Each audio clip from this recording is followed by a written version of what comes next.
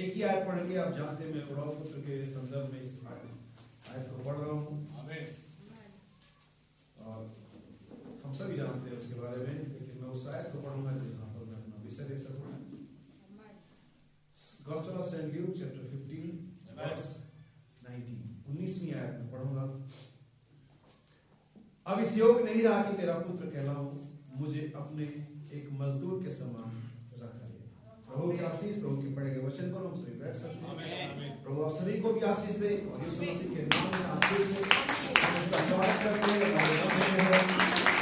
Hallelujah. क्या परमेश्वर की बात में खुश हो?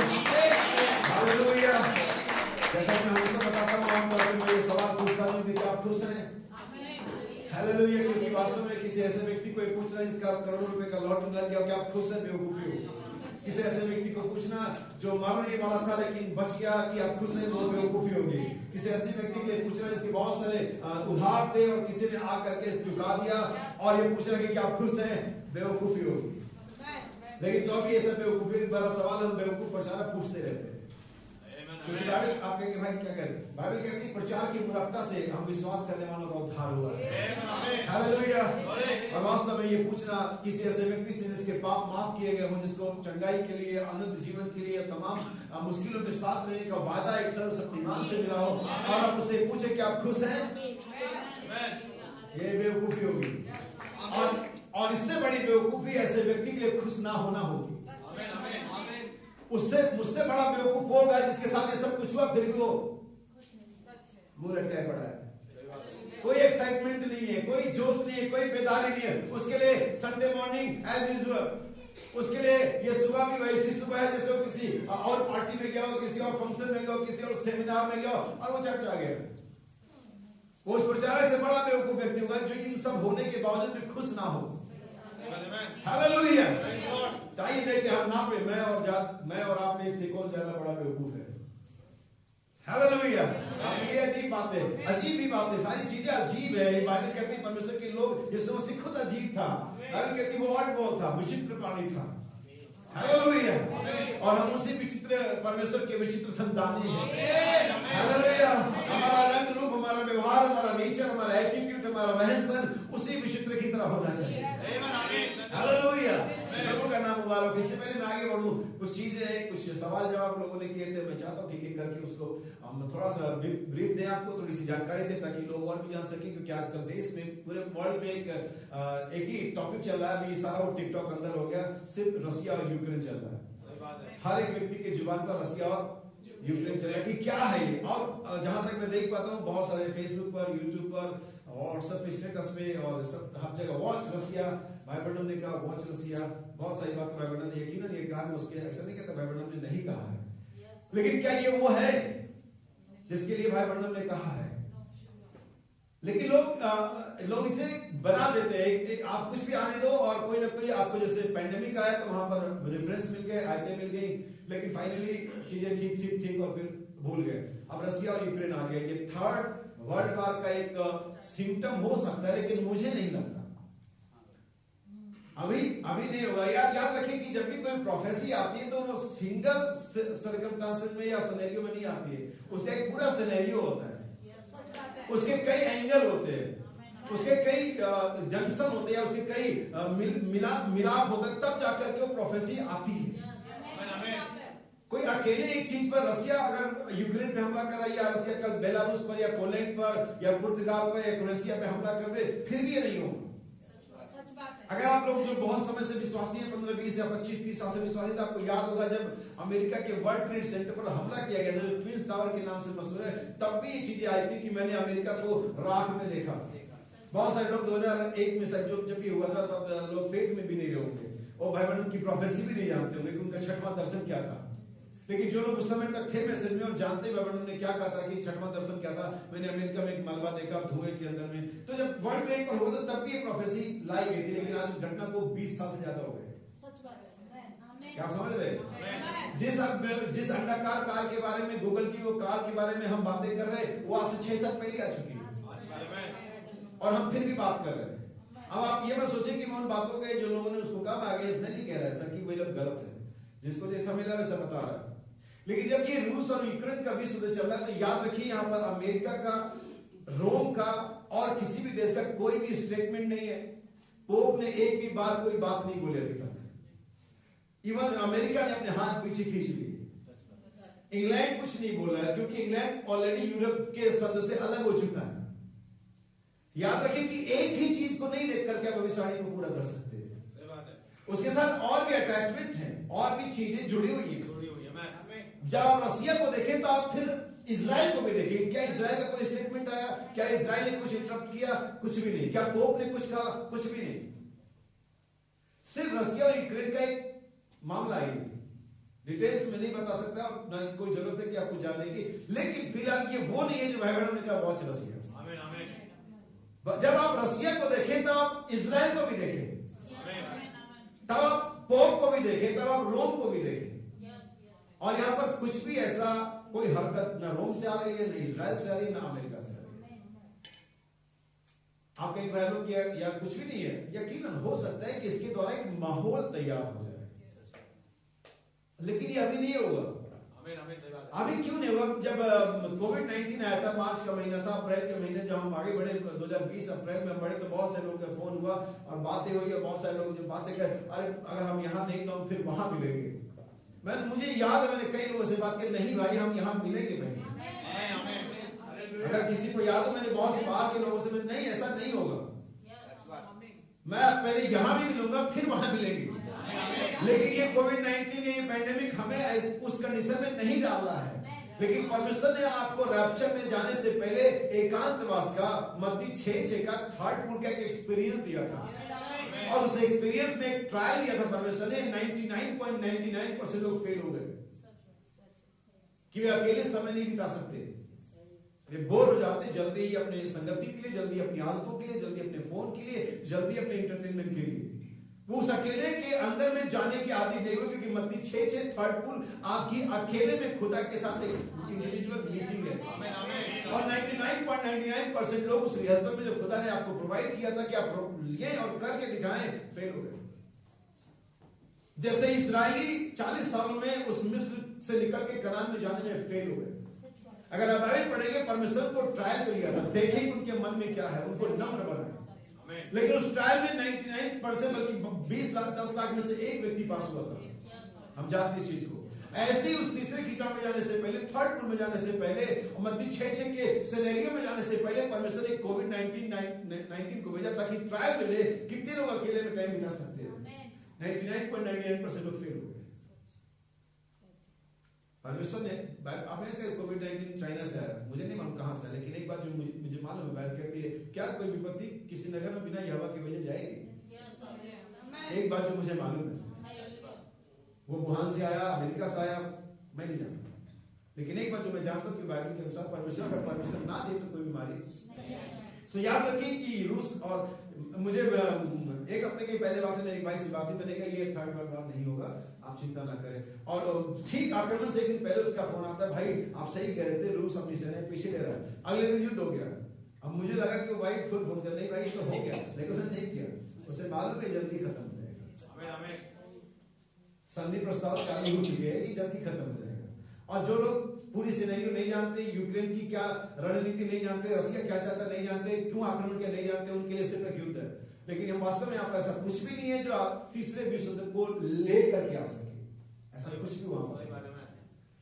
तो ये होगा, लेकिन धीरे धीरे चीजें आपको तैयार करेंगे, आपके माइंड को मेकअप करेंगे, आप याद रखेंगे, आप देखेंगे चीजें होती होती और अचानक परिस्थितियां बदल जाएंगी। आमीन। अचानक परिस्थितियां बदल जाएंगी। बहुत सारे लोग इंतजार की बड़ी बड़ी घटनाएं होंगी, तभी हम जाकर के अपने घुटने पर चले जाएंगे, तभी हम और अच्छा करेंगे और हम अच्छे मसीह बन जाएंगे। ये अचानक बदल जाएगी। जब आप 19-20 मार्च 2020 को अपने घर से निकले होंगे किसी शादी में जाने के लिए, किसी टूर पे जाने के लिए, कहीं जाने के लिए, तो आपको बिल्कुल यकीन हो कि आप अगले मई तक वापस नहीं आ पाएंगे। चीजें अचानक बदल गई। ये हमारी इस मॉडर्न एज में हुआ है, हमारे इस समय के अंदर में ये चीजें अचानक बदल गई। आप ये सोचो कि इससे होने में बहुत समय लगेगा, मैं नहीं जानता, लेकिन आज इस युग में भी चीजें अचानक बदल सकती। परमेश्वर अभी भी सक्षम है चीजों को विदिन अ सेकंड चेंज करने के। उसने ऐसा पिछले युगों में किया है, उसने अभी हमारे समय में से किया है। हमने इसे बदलते हुए देखा, लोगों का लाइफ स्टाइल बदल गया, लोगों का जीने का तरीका बदल गया। हमें एक छोटे से अदृश्य कीड़े ने लोगों को घुटने पर ला दिया। हालेलुया। एक युद्ध, जो चीजें अभी तक हमने मैसेज नहीं सर्च किया, हम वो युद्ध के बारे में मैसेज में देखेंगे, पर भाई बहनों ने रशिया के बारे में कहां क्या कहा है। वो उत्तर का राजा आ रहा है, उत्तर का राजा कहीं नहीं जा रहा, वो अपने पड़ोसी देश के साथ मस्ती कर रहा है। लेकिन जब वो फुल फॉर्म में आएगा, भाई बहनों तब कहते हैं, याद रखिए उनके पास जो मिसाइल है, भाई बहनों जब इस दुनिया में थे तब वो मिसाइल डेवलप नहीं हुई थी, लेकिन आज रशिया के पास वो मिसाइल है जो न्यूयॉर्क को पृथ्वी के नक्शे से मिटा देगा। उनकी एक मिसाइल पूरी दुनिया में किसी भी देश को खत्म करने के लिए सामर्थ्य है। लेकिन जब वो पावर में आएगा तो याद रखिए, रोम उस बड़े अजगर के अलावा कोई उसको सह नहीं पाएगा, कोई उसका मुकाबला नहीं कर पाएगा। और तब नबी कहता, याद रखिए आप इन साम्यवादियों से मत डरिए, जो कि रसिया है, साम्यवाद है वो। लेकिन याद रखिए नबी कहता आप रोमनवाद से ही डरिए। रोमनवाद सारे वाद को खा जाएगा, निगल जाएगा, सब एक ही बात में रोम के अंदर में यूनाइट हो जाएगा। वो बड़ा पशु, बड़ी मूर्ति स्टैब्लिश की जाएगी, उसमें प्राण डालने का अधिकार दिया जाएगा, तब वो देश पर कब्जा करेगा, तब WCC आकार में आएगा, तब 666 आएगा, तब आपका लेन देन प्रभावित हो जाएगा। आमीन आमीन। लेकिन ये हो जाएगा और ये आपके सोचने से पहले हो जाएगा। हमें इसलिए याद रखिए कि आपको, मैं हमेशा कहता हूं, भाई बहन ने कहा रसिया को देखिए, भाई बहन ने कहा रोम को देखिए, भाई बहन ने कहा इजराइल को देखिए, जब खोपड़ी आने लगती है। अच्छा, ये सब चीज मैं कहता हूं, इसका नेगेटिव है, ये सब चीज आप देखो और आप तैयार नहीं हो, क्या कर लोगे, क्या हो जाएगा इससे? आप एक्यूरेट जानते हो थर्ड वर्ल्ड वॉर कब होगा, इससे क्या हो जाएगा? आप एक्यूरेट जानते हो कि रोम कब संधि करेगा, इससे क्या हो जाएगा? आप तैयार हो गया? Watch yourself. आप रसिया को मत देखो, मैं कहता हूं इजराइल को भी मत देखो। मैंने इसे बताया, तो काम 1:8 उन्होंने कहा क्या तो इजराइल को राज फेर देगा? यीशु ने कहा ये समय और कालों का जान तुम्हारा काम नहीं है। जेंटाइल चर्च, कलीसिया, नजाती कलीसिया, ये जानना कि इजराइल कब लौटेगा तुम्हारा काम नहीं है। ये खुदावन से और इजराइल से संबंध रखता है। तुम्हारा काम ये जानना है कि क्या तुम्हारे पास पवित्र आत्मा है। तुम्हारा काम ये जानना है क्या तुम्हारा जीवन चाल चलन सुसमाचार के योग्य है। तुम्हारा काम ये जानना है क्या तुम रैप्चर में जाने के कंडीशन में हो। तुम्हारा काम ये जानना है क्या तुम्हारा जीवन सही चल रहा है। हालेलुया। नबी कहता है नूह ने देखा कि हनोक का रैप्चर हो गया तो कहता भी नाव के आसपास रहना चाहिए। ओके, लेकिन मेरा सवाल उल्टा है, नूह ने, हनोक ने किसको देखा कि रैप्चर में जाना चाहिए? मैं पिन पॉइंट पे आना चाहता हूं। नूह ने हनोक को देखा, उसे तैयारी कर रही है, लेकिन सवाल है कि हनोक ने किसको देखा? परमेश्वर के साथ चलता रहा और उठा लिया गया। आपको रसिया, इजराइल और रोम और यहाँ वहां नहीं, आपको अपने आप को देखने की आप खुदा के साथ चल रहे और नहीं चल रहे। हालेलुया। ये तो मूर्ख कुंवारियां हैं, ये तो 5 मूर्ख कुंवारियां हैं, तो संस्थाएं जो आपको देख रही हैं, वो जो मीटिंगों में आया करते थे, वो जो फोन किया करते थे, वो जो यीशु मसीह के नाम पर की बात किया करते थे, अभी वो लोग किधर चले गए? और जब वो फोन लगाएंगे आपके घर पे जाएंगे, आप मिलेंगे नहीं, उनको लगता है ये जो कहते थे रैप्चर वो हो गया, तब वो पश्चाताप करेंगे, हो सकता है वो सर कटाएं, हो सकता है एक्सेप्ट करें, और तभी वे समझ जाएंगे कि सच में इनका संदेश सही था। हेलो, लेकिन आप किसको देखेंगे? आपको किसी को नहीं देखना, आपको सिर्फ अपने आप को देखना है। बाइबल ने 3 चीजों की अनवेलिंग की बात करी, प्रकटीकरण की बात करी, परमेश्वर की, शैतान की और दुल्हन की। बाइबल में कहते हैं शैतान पहचाना गया है, शैतान इनवेल्ड हो गया है, अनवेल्ड हो गया, बेपर्दा हो गया। और बाइबल का संदेश परमेश्वर को बेपर्दा था, unveiling of God. It means कि शैतान भी पहचाना गया है और परमेश्वर भी पहचाना गया, लेकिन एक चीज अभी भी वेद है, पर्दे में है, और वह है दुल्हन। और नबी जी दुल्हन अपने आप को पहचानेगी, रैप्चर हो जाएगा। आपको अपने आप को पहचानने की जरूरत है। और मैं हमेशा कहता हूँ मैं बहुत पहले से चीजें बताता हूँ, काला दुनिया चर्च में बताता हूँ, हम किसी म्यूजिशियन के शो में नहीं बैठे कि तालियां बजाए।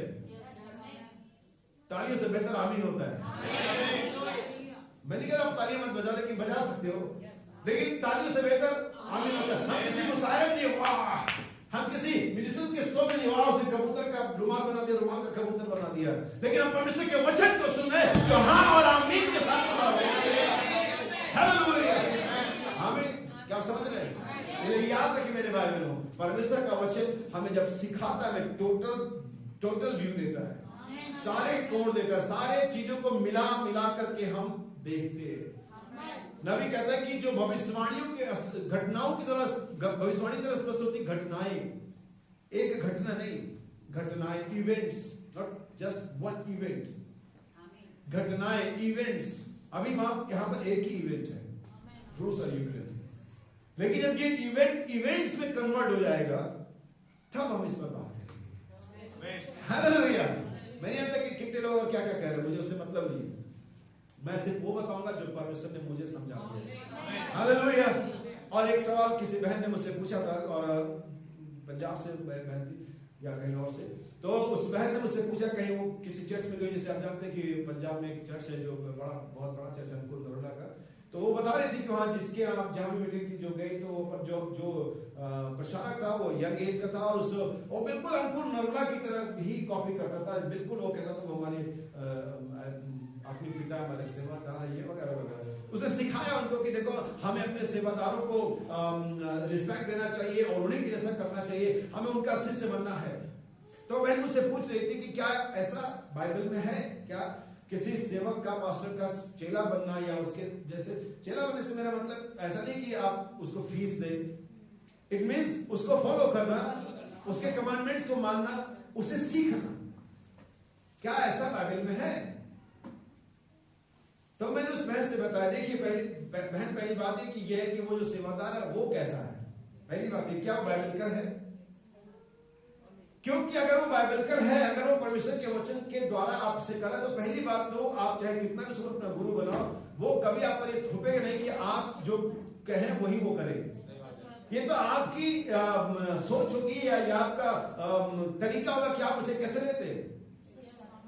और यहाँ में बाइबल में बताया, मैंने उस बहन को बताकर, तो वो सेवादार, वो पास्टर, वो जो भी है, अगर तो बाइबलिकल है और सही राइट काइंड ऑफ माइंड में है, राइट एटीट्यूड में है, सही रिदम में है बाइबल के, आप बिल्कुल उसका चेला बन सकते हैं। क्या बाइबलिकल है? यस। ये पुराने नियम से लेकर नए नियम तक। थिमुथियुस कौन था? किसका? क्या आप कहीं पढ़ते हैं कि वो यीशु मसीह का था? इसका मतलब ये नहीं था कि थिमुथियुस कहे पौलुस से, पौलुस हम यीशु मसीह के चेले, तू कौन है? जैसा कि आज की स्मार्ट बिलीवर, स्मार्ट क्रिश्चियन, हमने बहुत ज्यादा बाइबल पढ़ ली, चक्कर ये हो गया। पुराने नियम में अगर आप जाएंगे तो एलिसा का जो एड्रेस था, पता जिस गांव जिस नाम से जाना जाता था, मालूम किसी को मालूम किस नाम से काम जाना जाता था? वो जो एलिया का हाथ धुलाता था। बाइबल को सही से पढ़े। क्या तुझे पता है तेरा स्वामी? अरे हमारा स्वामी तो यीशु मसीह है। तो एलिसा का स्वामी एलिया कैसे हो गया? तेरा स्वामी वो इस तरह से एलिया के साथ ट्रीट करता था, लगता था कि एलिया इसका स्वामी, खुदावन नहीं। लेकिन एलिसा जानता था कि एलिया मेरा खुदा नहीं है, एलिया जानता था कि मैं एलिसा का खुदा नहीं हूं। लेकिन आजकल ये इस स्मार्ट एज में लोगों को ये समझाना बहुत मुश्किल काम है। अरे हम आपके चेले नहीं है, हम तो यीशु मसीह के चेले। ओके रहो, हमें इससे कोई समस्या भी नहीं है, लेकिन तुम सीख कुछ नहीं पाओगे। और यही वजह कि हम कुछ सीख नहीं पाते, क्योंकि हम इस सिस्टम को अपने स्मार्टनेस से इग्नोर कर देते हैं। अब जानते हैं जो यहोशू था उसको भी मूसा का चेला ही कहा गया। थिमुथियुस को यीशु मसीह का चेला नहीं कहा गया, थिमुथियुस को पौलुस का चेला कहा गया। अगर आप इतिहास पढ़ते कलीसिया का, कितने लोग पॉलीकार्प को जानते हैं? और कितने लोग जानते हो किसका चेला था? एर्मियस का।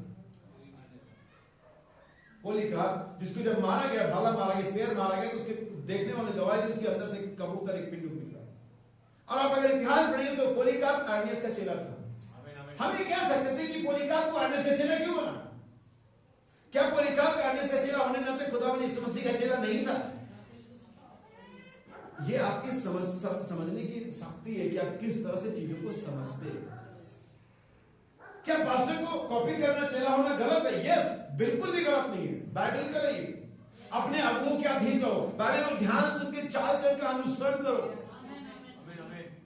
जबकि गवाहों का ऐसा बड़ा बादल हमें घेरे में, गवाह कौन है? उस गवाहों में एलिया है, मूसा है, दाऊद है, पौलुस है, पतरस। वे हमें क्या बता रहे हैं? उन्हीं की तरह करो, अगर वे बच गए तुम भी बच जाओ। हालेलुया। इसका मतलब है बिल्कुल ही यीशु मसीह कुछ नहीं है। वे तो कोई भी बिलीवर जानता है कि उसके लिए यीशु मसीह क्या मायने रखता है, उसका फिजिकल पास्टर या गुरु या जो भी उसका स्पिरिचुअल लीडर है क्या मायने रखता है। अगर आप इतना ही बाइफर्केशन नहीं कर सकते तो आपकी आत्मिक समझ में कुछ तो प्रॉब्लम है। इसीलिए जब हम भाई ब्रनम के में चलते हैं, संस्थावाद उनसे क्या कहते हैं? तुम तो ब्रनम के फॉलो करते हो। क्या सच में हम ऐसा करते हैं? हम इसमें फर्क समझते हैं ना? लेकिन जब वो मामला अपनी चर्च में आ जाता है तभी वो फर्क समझ नहीं आता। जब मामला अपने लोकल पास्टर के साथ में भिड़ जाता है, जुड़ जाता है, तब ये फर्क हम नहीं कर पाते। तभी हम सभी यीशु मसीह के चेले हो जाते हैं। मैं आज ये नहीं प्रचार कर रहा हूं कि आप मेरे चेले हो जाए, बिल्कुल भी नहीं, या किसी के भी, लेकिन ये परमेश्वर के वचन का तरीका है। भाई ब्रनम लेपालक पर संदेश में कहते हैं, मैं लाया हूं, अगर आपको कोड चाहिए मैं दे दूंगा। भाई ब्रनम कहते हैं कोई व्यक्ति का दावा, मैंने पहले समझे बताया, अगर कोई दावा करता है तो पहले परखें कि वो व्यक्ति दावा जो कर रहा है वो सही और नहीं है, और अगर तो सही है आप उसके साथ चलिए। जितने भी चर्चेस बने, जितने भी चर्च फाउंड किए गए, उनके फाउंडर थे। क्या आप जानते हैं? हमारी चर्च का जो एकमात्र कलीसिया जिसका हम विश्वास करें, अपोस्टलिक चर्च, जिसका फाउंडेशन पेंटेकोस्ट के दिन पर, इसका फाउंडर स्वयं पवित्र आत्मा था। लेकिन याद रखिए, पवित्र आत्मा को हवा में कभी फॉलो नहीं कर पाएंगे। पवित्र आत्मा ने कलीसिया में लोगों को एस्टेब्लिश किया, 5 फोल्ड मिनिस्ट्री को रखा, पास्टर रखा, प्रॉफिट रखा, टीचर रखा और पास्टर रखा, और उसमें अपॉइंट किया उसने, और तब कलीसिया वहां पर आगे बढ़ सकती है। ये सारी चीजें, सारे सिनेरियो अगर आप अभी भी नहीं समझ पाए तो आप पर्सन उससे बातचीत करिए, मैं आपको समझाऊंगा ये चीजें कैसे की जा सकती है, ये इन चीजों को कैसे एक्टिव किया जाए, ये कैसे यीशु मसीह का चेला और ये जो आपके पास लोकल पास्टर है उसका चेले में क्या फर्क है, कैसे हुआ जा सकता है। क्योंकि हम इससे कोई इनकार नहीं करेंगे कि पोलीकार्प और तीमुथियुस गलत थे। क्या हम ये कहना चाहेंगे कि पोलीकार्प और तीमुथियुस गलत थे? क्या हम उन्हीं की तरह नहीं बनना चाहेंगे? अगर वे गलत होते तो क्यों कर बाइबल में और इतिहास में उनका नाम होता, क्यों कर बाइबल में उसके बारे में, सॉरी, पोलीकार्प शायद मेरे ख्याल से यूहन्ना का चेला था, जहां तक मैं करेक्ट सोच पा रहा हूं, शायद वो यूहन्ना का चेला था। याद रखिए इन चीजों का महत्व है। लेकिन अगर वो व्यक्ति बाइबल का नहीं है, उसके दावे गलत है, वो बाइबल के अनुसार टीचिंग नहीं देता, जितनी जल्दी अलग हो सके अलग हो जाए।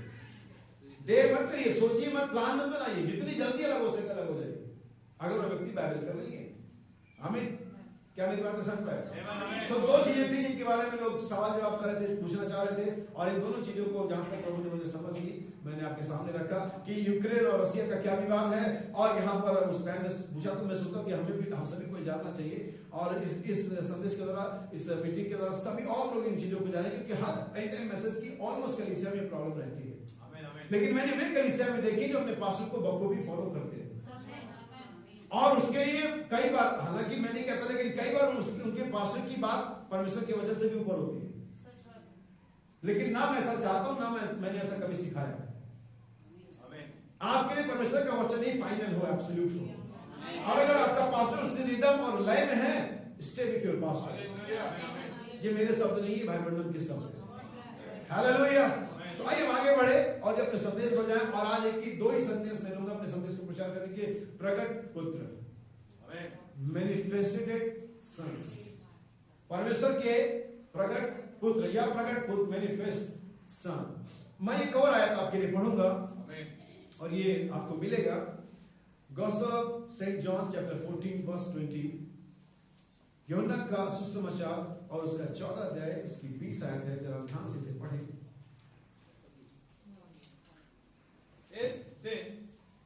उस दिन याद रखिए, यहाँ पर एक काल नहीं है, या कई बार हम ये बातें कहते हैं, अरे भाई एक दिन तो पता चलेगा, तब जब ये कहते हैं एक दिन पता, तो हमारे पास कोई सर्टेन टाइम नहीं होता है।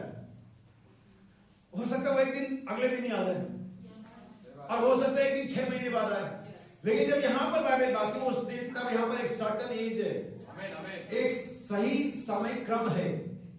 उस दिन, किसी भी दिन, किसी भी युग नहीं, लेकिन उस दिन, जैसे हम कहते हैं एक दिन तुम्हें पता चलेगा, तो एक दिन कभी हो सकता है, हम नहीं जानते होते, हम तो बस कह देते।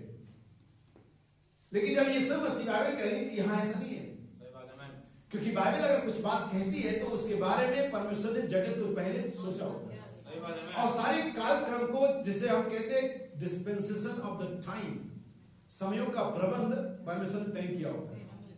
अभी हम देखेंगे, आएंगे वहां पर, लेकिन अब पहले सर्टेन सेंटेंस को समझने, जानने की क्या बाइबल के हर एक आयत में, हर एक शब्द में, हर एक कॉमा में एक बड़ा मिस्ट्री है। क्योंकि यीशु मसीह ने जब लूका का सुसमाचार का 61 अध्याय पढ़ा, तो क्यों पार्ट ए पढ़ा, पार्ट बी छोड़ दिया? जरूरत था वहां। सुनिए, उस दिन, और ये वो दिन जिसके बारे में यीशु मसीह बातें कर रहा है, मैं सोचता हूं कि हम उन दिनों में आप पहुंचे हैं। कुछ दिन, 2 दिन पहले मेरी एक भाई से, पाकिस्तान की एक भाई से बातचीत चल रही थी, और उसने मुझसे बहुत सारी चीजें पूछी कि भाई बर्नम ने कहा कि हम लोग 500 साल चलता रहा, बाइबल में लिखा 365 साल, 300 साल तक चलता रहा, तो आप कंफ्यूज जाएंगे और कहेंगे बर्नम ने ऐसा कैसे किया। लेकिन आपको कंफ्यूज जरूर नहीं है। अगर आप पूरे पैटर्न को पढ़ेंगे, जैसे और लोगों का समय लिखा गया, वैसे हनोक का नहीं लिखा गया,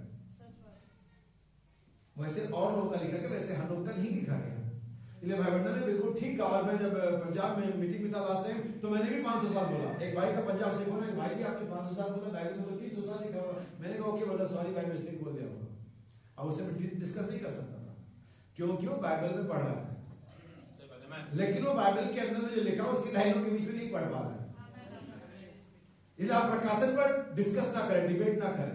आप डिबेट करना है तो लिखे हुए अक्षरों पर कर सकते, प्रकाशन पर डिबेट नहीं, जाने दो उसको, और उसको वही समझने जो वो समझना चाह रहा है।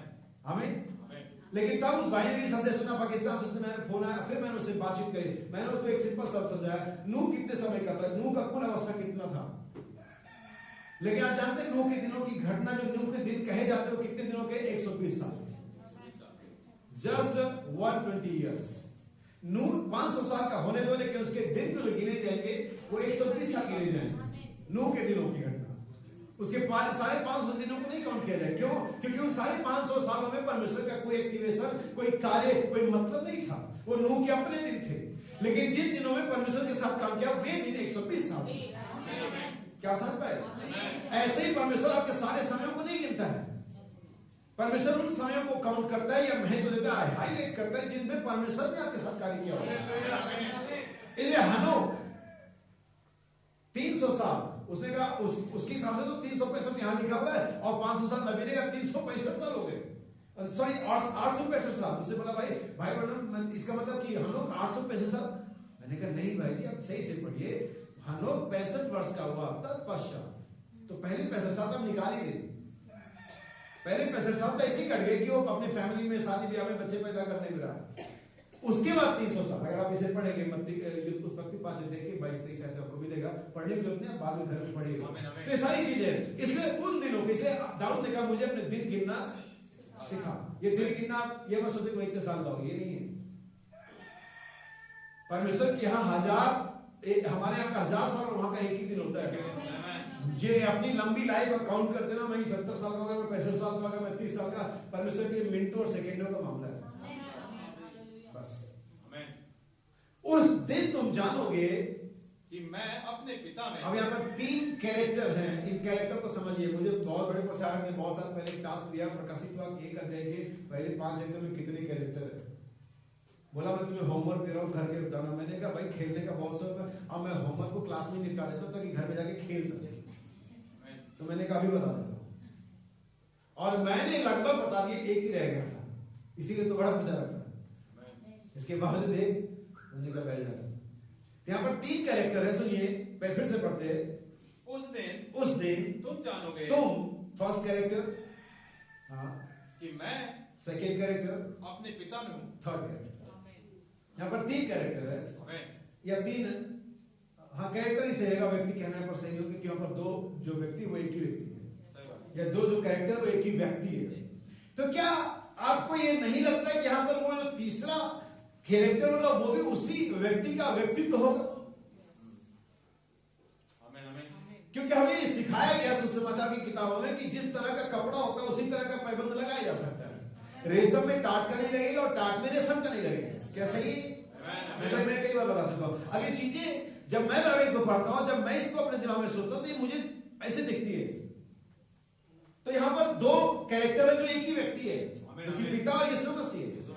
दो कैरेक्टर है, as a father as a son, लेकिन व्यक्ति एक ही है। तो यहाँ पर तीसरा भी कैरेक्टर है जो कि मैं और आप हैं, लेकिन एक कैरेक्टर तीसरा है, लेकिन इसे उसी व्यक्तित्व का व्यक्ति होना चाहिए जो कि ऑलरेडी दो है। यानी इसे सेम मटेरियल होना चाहिए। इन तीनों कैरेक्टर को पहले समझ लीजिए। इसीलिए मेरा सब्जेक्ट है प्रगट पुत्र। और मैं चाहता हूं कि कल जो मैं पंजाब में होगा, पटियाला में होगा, तो अगर वो ऑनलाइन होगी तो आप ये जरूर सुनिएगा, क्योंकि हो सकता है कि 28 फरवरी के बारे में और इन सारी चीजों के बारे में और ज्यादा वहां पर डिटेल में बताऊं। जैसा कि कल 28 फरवरी फिर से आ गया और एक 28 फरवरी 1963 में था, जब हमारे भाई बहनों को राजा की तलवार मिली वगैरह वगैरह। तो हम डिटेल में कर लेंगे। सो यहाँ पर ये समझ उस दिन, ये दिन कौन सा है ये भी हम जानेंगे। और उस दिन तुम, वो ये तुम कौन है? क्या ये तुम हम हैं? हो सकते हैं। और अगर हम हैं तो कैसे? उस दिन तुम जानोगे क्या कि मैं, यानी कि वहां पर जो वर्तमान समय का प्रकट वचन था, देहधारी वचन था, वो आत्मा जो देह में कार्य करता कि मैं पिता में, जो कि अनंत आत्मा है, जो कि इनविजिबल गॉड है, जो कि ऑलमाइटी गॉड है, मैं उस पिता में और पिता मुझ में। ये तीन चीजें हैं, और ये तीन चीजें, तीन अलग अलग कैरेक्टर मिलकर के ही एक व्यक्ति का निर्माण करते हैं। और वही व्यक्ति इस दिन में प्रकट होना है। और उसी व्यक्ति के प्रकट होने के लिए सृष्टि आशावादी दृष्टि से परमेश्वर के पुत्रों की, जैसा कि मैं बता चुका हूं, बालकों की नहीं, परमेश्वर के संतानों की नहीं, परमेश्वर के चिल्ड्रंस की नहीं, बेब्स की नहीं, पुत्रों के प्रकट होने की क्या कर रही है? बात जो है। अब इस पुत्र और बालक में फर्क जानना है तो मेरे साथ दो आयतें निकालनी पड़ेगी आपको। यशायाह उसका 9 चैप्टर वर्स 6 और रोमन्स चैप्टर 4 पहली 5 आयतें। सॉरी, गलती है, पहले चैप्टर 4 पहली 5 आयतें, यशायाह चैप्टर 9 वर्स 6। ध्यान से सुनिए, क्योंकि जब मैं इसे प्रचार करी तो सिर्फ मिस्ट्री नहीं है, रेवलेशन नहीं है, ये एक सब्जेक्ट भी है, एक अध्ययन भी है, एक टीचिंग भी है। सुनिए, क्योंकि हमारे लिए एक बालक उत्पन्न हुआ। कौन उत्पन्न हुआ? और आगे हमें एक पुत्र दिया गया। क्या ये दो, ये बालक जो उत्पन्न हुआ और ये जो पुत्र दिया गया, क्या दो व्यक्ति है? कितने लोग जानते हैं कि एक ही व्यक्ति है, एक ही कैरेक्टर है, लेकिन दोनों का एक जो अहमियत है या रोल है वो अलग अलग है। हमारे लिए बालक उत्पन्न हुआ। कितने लोग जानते हैं कि आदम पैदा नहीं हुआ था, बनाया गया था। God made him, not create him, made him. परमेश्वर ने आदम को बनाया, इसलिए वो बालक नहीं था। बहुत से लोगों ने भागवत से सवाल पूछा, आदम के बॉटम बेली थी कि नहीं थी? भागवत कर नहीं, बिल्कुल भी नहीं थी, क्योंकि वो पैदा नहीं हुआ था। आमीन, क्या समझ रहे? तो आदम बना, इसलिए आदम बालक नहीं था। आदम को कभी बालक नहीं कहा गया, आदम को हमेशा पुत्र कहा गया। लेकिन यही ऐसे 9:6 ये समस्या के पैदाइश के बारे में भविष्यवाणी कर रही है और उसके दोनों कार्य बता रही है। हमारे लिए एक बालक उत्पन्न हुआ और वही बालक एक दिन पुत्र। इसीलिए जब आप एडॉप्शन की बात सुनते हैं, मैंने दो पार्ट प्रचार किया था ऑलरेडी, जब लॉकडाउन, दूसरा लॉकडाउन लगा था उससे पहले, और हम एडॉप्शन सीरीज प्रचार करते हैं, और 2 के बाद फिर से लॉकडाउन आ गया था। और मैंने इन चीजों को बताया था। बालक हमारे लिए क्या उत्पन्न हुआ, और पुत्र। जब हम बाइबल के एडॉप्शन की बात करें तो ये अल्लाह ताला से बच्चा गोद देने वाला मामला नहीं है कि हमने वो बच्चा अडॉप्ट किया, वो था किसी और का, हमने अडॉप्ट कर लिया। एडॉप्शन का अर्थ ये ऐसा नहीं है। एडॉप्शन का अर्थ स्थान पे रखा जाना है, पोजीशन प्लेस किया जाना है। वो बालक और पुत्र के बीच का जो समय अंतराल है, जो गैप है, कब वो बालक पुत्र बनता है, ये चीज को अडॉप्शन दर्शाती है। अभी आपने पढ़ी ऐसे 9:6 में बालक उत्पन्न हुआ और पुत्र दिया गया। पुत्र उत्पन्न नहीं हुआ। परमेश्वर ने जगत से ऐसा प्रेम रखा कि अपना इकलौता पुत्र दे दिया। यह है बाइबल का मिलान। पुत्र दिया गया, और यूहन्ना 3:16 कहती है, हाँ उसने दिया। लेकिन जो बालक उत्पन्न हुआ था मरियम के कोख से हुआ था। उसने अपनी मांसल भाग, अपना मटेरियल चीज, अपना एलिमेंट, जो फिजिकल एलिमेंट्स है, वो मरियम से दिया था। लेकिन जो पुत्र कलवरी पर मरा वो मरियम का बालक नहीं था, पुत्र नहीं था, वो यीशु मसीह परमेश्वर का पुत्र था कि परमेश्वर ने इकलौते पुत्र को दे दिया। आमीन। अब आइए गलतियों 4 के अंदर में, ताकि आप उस समय के अंतराल को समझे कि जब बालक पुत्र के रूप में आता है। सुनिए गलतियों 4 उसकी पहली ऐसे पढ़े, मैं ये कहता हूँ कि वारिस जब तक बालक है। कौन वारिस? क्या विश्वास करते क्या वारिस है पृथ्वी के? ये चीजें इतनी किसी और कलीसिया में किसी और जगह में प्रचार कर रहा होता तो लोग बड़ा एंजॉय कर रहे होते। मैं आप पर ब्लेम नहीं लगा रहा हूं, लेकिन ऐसा ही है। आमीन। मैं तुमसे कहता हूं कि वारिस जब तक बालक है, हाँ, यद्यपि सब वस्तुओं का स्वामी है, यद्यपि सब वस्तुओं का स्वामी है, तो भी उसमें और दास में कोई भेद नहीं। बस करें, उसमें और दास में कोई भेद किसमें? वो पुत्र जब तक बालक है। जैसा कि मैंने अपने एग्जाम्पल के सारे जो मैं कई बार बताता रहता हूं कि एक बालक की बहुत सारी हरकतें होती हैं और लोग कई बार ये कहते हुए चलो बच्चा है छोड़ दियो, लेकिन जब वही हरकतें मैच्योर व्यक्ति करता है तभी लोग के दिमाग में एक स्ट्राइक करता है, नहीं ऐसा नहीं करना चाहिए उसे। सही बात है। यानी कि बालकपन की गलती तो माफ हो जाएगी, लेकिन मैच्योरिटी में जा पाते हैं। इसलिए मैं हमेशा बपतिस्मा देते समय लोगों को बताता हूं, जब से मैंने बपतिस्मा देना शुरू किया है, मैं बताता हूं आज तक अगर आपने कुछ भी गलत किया होगा तो लोग आपकी फैमिली की, आपकी मम्मी पापा की बदनामी करेंगे। और देखो फलाना का बेटा फलाने की बेटी ऐसा करती है। लेकिन बपतिस्मे के बाद लोग हर एक ही बात कहते हैं, मसीह होकर के विश्वासियों को ऐसा करते हैं। वो एक ही दिन में उनका एड्रेस चेंज हो जाता है। एक ही दिन में वो कहते थे कि फलाना का बेटी, फलाना का बेटा, फलाने की पत्नी, फलाना का पति ऐसे काम करते हैं। एक ही दिन में बपतिस्मा लेती है, सरकार समझ जाता है अभी इसको इलीगेशन इसके माँ बाप मत दो क्योंकि अभी उनका बेटा है भी नहीं, अभी इसका दोस्त इसके आत्मिक बाप पर दो। एक मसीह कैसा करता है? क्योंकि आपकी पहचान, आपका जो कनेक्शन है वो खुदावंत के साथ जुड़ जाता है। और वास्तव में शैतान के लिए बड़ी निंदा की बात है, लेकिन हमारे लिए बड़ी सौभाग्य की बात है। हालेलुया। कि परमेश्वर के चाहे मैं कुछ भी हो, लेकिन मेरा जो आइडेंटिफिकेशन है, जो मेरा पहचान है, चाहे मैं अच्छा हूं और चाहे मैं बुरा हूं, परमेश्वर के पुत्र के तौर पर है। हालेलुया। मैं गलती करूंगा तो मसीह होकर के मसीह हूं। गलतियां तुम काउंट करते हो, अच्छाइयां वो काउंट करता है। गलतियां तुम देखते हो लेकिन रिपेंट खुदावंत देखता है। लेकिन मेरा काउंट, मेरा नंबर, मेरी पहचान परमेश्वर के पुत्र के रूप में ही होती है। इसलिए अगर कोई निंदा करे तो इससे बहक मत जाने से डिसअपॉइंट मत होना। परमेश्वर का धन्यवाद हो, मैं इस गलती के लिए माफी मांगता हूं। शैतान गलतियां गिनता रहेगा, खुदावंत माफियां गिनता रहेगा। हमें जिसको जो गिनना गिनने दो, लेकिन अगर आप माफी नहीं मांगी तो फिर गलती है।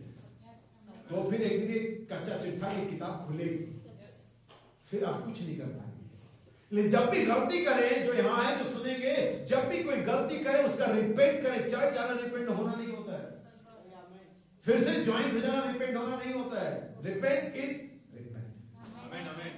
हालेलुया। फिर से पढ़ते हैं। मैं ये कहता हूँ कि वारिस जब तक बालक है, यद्यपि सब वस्तुओं का स्वामी है, ठीक है, तो भी उसमें और दास में कोई भेद नहीं। ठीक है। परंतु पिता के ठहराए हुए। अब यहाँ पर फिर से एक समय का आता है, सब जिक्र आता है, डिस्पेंसेशन ऑफ टाइम। तो भी पिता के ठहराए हुए समय तक, इस समय के प्रबंध को अगर आप समझ जाएंगे आज सुबह में, तो आपके लिए चीजें आसान हो जाएंगी। और ये आप तभी समझ पाएंगे जब आपका ध्यान वचन पर केंद्रित हो, जब आप ये सुनने के लिए उत्सुक हो, जागरूक हो कि क्या आज वचन आ रहा है, क्या ये मेरे जीवन में क्या इसका महत्व है, क्या संबंध है इसका मेरे साथ। जैसा कि यीशु ने कहा उस दिन, कभी भी नहीं, किसी भी दिन नहीं, उस दिन एक समय, एक सर्टेन टाइम। और यहां पर भी एक सर्टेन टाइम के बारे में बात करी जा रही है। और भी मैं संदेश की कोर्स नहीं पढ़ूंगा आपके लिए। और पिता के ठहराए हुए समय तक, फिर से इस पिता वाले आयत को पढ़ते हैं। परंतु पिता के ठहराए हुए समय तक संरक्षणों और प्रबंधकों के वश में रहता है। अब ये जो रूल रेगुलेशन है, ये व्यवस्था है, ये लॉ है, ये कलीसिया का प्रबंध है, ये सीओडी है। जैसे कि हम बच्चों को घर में तो कैसे भी खाना खाए, कैसे भी बात करें, लेकिन अभी किसी मीटिंग में, सेमिनार में, मीटिंग में लेकर आते हैं, हम उनको प्रबंध देते हैं, बेटा वहां नहीं, हाँ, क्योंकि उनको प्रबंध में ये क्या है, ये रूल्स रेगुलेशन है, प्रबंध है, लेकिन वो अभी बालक है। समझ में आ रही बात? आमीन। ऐसे ही परमेश्वर ने हमें व्यवस्था दी हुई है, सीओडी दी हुई है, लॉ दिया हुआ है, तौरा दिया हुआ है, कायदे कानून दिए हुए, ये नहीं करना, वो नहीं करना, ऐसा करो वैसा करो टाइम से, ये सब बातें ठीक है और ये सब बातें उन पर लागू होती है जो बच्चे हैं, लेकिन ये बातें उन पर लागू नहीं होती है जो पुत्र है, क्योंकि पुत्र आप ही जानते हो उसे क्या करना है। एक वैक्स व्यक्ति, एक मैच्योर व्यक्ति, एक पढ़ा लिखा व्यक्ति सारे रूल रेगुलेशन जानता है। हालेलुया। इसीलिए एक बालक पर से पुत्र की अवस्था में आप कहां पर हैं? आप बालक है, 6 महीने वाले हैं या साल भर वाले हैं या 3 महीने की, आपका रूप बदलता रहता है, या आप थोड़े से अभी थोड़े से बाल्यावस्था में चले गए और आप थोड़े से 7 साल 8 साल में जहां पर थोड़ा आप शर्म महसूस करने लगते हैं, थोड़ी सी आपको रिस्पेक्ट की और डिसरिस्पेक्ट की फीलिंग आने लगती है। 5-6 साल पहले ये नहीं आता है, कुछ भी बोलो उनको कोई फर्क नहीं पड़ता। तो अभी आप देखिए कि आप किस अवस्था में, चेहरे बदल रहे हैं या आपको कोई फीलिंग नहीं होती क्या अच्छा है क्या बुरा है, कौन जिद कर रहे कौन नहीं, वो या आप थोड़े से अभी लगने लगा है अभी थोड़ा कपड़ा पहन लेना चाहिए, अभी उन्होंने मुझे डांट दिया, या आप टीनेजर में आ गए, क्या वो दिन दुनिया से मतलब नहीं, मम्मी क्या कर रही, पापा क्या कर रहे, मतलब नहीं, समाज में क्या, आप अपनी ही मस्ती में लगे पड़े। ये टीनेजर होते जो अपनी धुन में रहते हैं, इनकी अपनी धुन रहती है, दुनिया में घर में पड़ोस में क्या हो रहा है उनको कोई परवाह नहीं है। या आप थोड़े और जवान अवस्था में आ गए कि आप थोड़ा चिंता करने लगे भविष्य के बारे में, तो ये आपकी कंडीशन है। बालक से पुत्र के चलने पूरा एक सफर है। अब आज इस सुबह में आप ये सोचिए कि आप सफर के किस पड़ाव में हैं, सफर के किस पड़ाव में है। पिता की ठहरा हुए समय तक वो शिक्षकों के अधीन रहता है, वश में रहता है। वैसे ही हम भी जब बालक थे, कब थे बालक? याद रखिए यहां पर हमारे बचपन की बात नहीं की जा रही है, हमारे मसीही अवस्था की बात की जा रही है। वैसे ही हम जब बालक थे, कब हम बालक थे? जब बपतिस्मा लिया नहीं, हो सकता आज भी हो, जबकि बपतिस्मा लिए 25-30 साल हो गए, हो सकता है आज भी बालक हो, जिन्हें डंडों से हाँकना पड़ता हो, जिन्हें रूल से सिखाने पड़ते हो, जो बात सुनकर के मैं सुनी कर देते हो। आप 30 साल हो गए, इसका मतलब ये नहीं कि आप बड़े हो गए। आप कहें भाई हेलो समझाओ, ठीक है मैं समझाता हूं। ये संदेश है फासला ब्रिज मैसेज, पेज नंबर 140 है। ये ध्यान से सुनिएगा, मैं आज आपको बालक से और पुत्र के बीच में फर्क बता देता हूं। और याद रखिए जो बालक और पुत्र सेम पर्सन है, जैसा 9:6 के अकॉर्डिंग ये बालक और पुत्र सेम पर्सन है। गलातियों 4 के अनुसार बालक और ये जो वारिस है सेम पर्सन है, लेकिन यहाँ पर जो चीज बदल रही है जिसको मार्क करना वो है कंडीशन। क्या बालक वाले कंडीशन में है और पुत्र वाले कंडीशन में। सृष्टि बालकों का इंतजार नहीं कर रही, सृष्टि पुत्रों का इंतजार कर रही है। मैच्योर्ड सन, फील्ड सन, एडॉप्ट सन। हालेलुया, आमीन। बाइबल में पेज नंबर 140 पैराग्राफ नंबर 74 पे कहते, ध्यान से सुनिएगा हर एक व्यक्ति, हर एक भाई, हर एक बहन। अगर आप चूक जाएंगे चीजों के सीक्वेंस से तो आप चूक जाएंगे सारी संदेश से। आप सबने मुझे कहते हुए सुना होगा, लोग कहते हैं शैतान ने मुझे करवाया। अच्छा, जब उसने किया उसमें दुष्ट आत्मा था, जब मैंने किया मुझ में दुष्ट आत्मा था, जब मैंने किया ये हम अपने आप में नहीं थे, जब बुढ़ाऊ पुत्र चले गया वो अपने आप में नहीं था, शैतान ने मुझसे करवाया। सारा दोष किस पे डाल दो?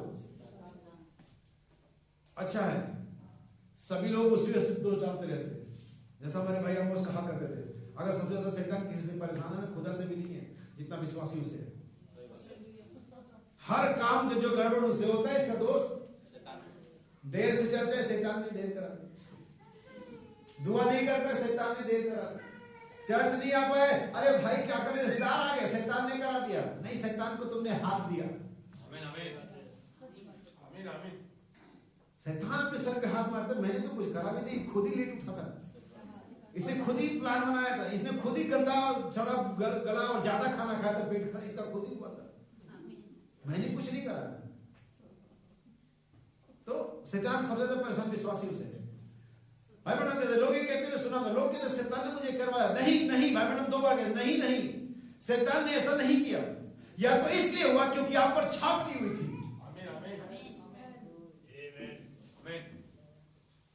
आप बच्चे, इसलिए शैतान इसे, जैसे बच्चों को कोई भी व्यक्ति टॉफी दे करके हो सकता उसके पास 500 का नोट हो और 10 का नोट देकर के 500 का नोट ले दे दो। पहले ऐसा हुआ तो बच्चे 500 10 के नोट में फर्क नहीं, उनको मालूम ये 10 वाले से चिप्स मिल जाता है, 500 वाले का कुछ पता नहीं, आइडिया नहीं, उनको मालूम ये 10 वाले से तो मिल जाता है। हालेलुया। ऐसे मसीह बच्चे होते हैं, शैतान में बरगला लेता है, उनको समझ नहीं आती वो क्या कर रहे हैं, क्योंकि जो उनका दिमाग में चल रहा होता है वही चीज को वो फॉलो करते हैं, उसी चीज को सही मान लेते हैं। बाइबल कहते नहीं, ऐसा नहीं है। ऐसा इसलिए हो क्योंकि आप पर छाप नहीं हुई, क्योंकि जब आप पर छाप हो जाती है तो छाप से बाहर हो जाता है वो।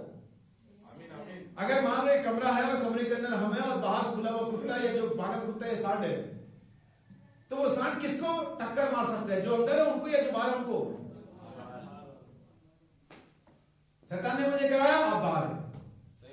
आप कहें मैं एक्सेप्ट भी कर लूंगा कि शैतान नहीं कराया, मैं मानता हूं हाँ आपसे गलती नहीं, शैतान नहीं करवाया, लेकिन प्रॉब्लम है कि आप बाहर है। आप बिल्कुल सही कि शैतान ने कराया, और शैतान ने इसलिए कराया क्योंकि आप पर छाप नहीं लगी।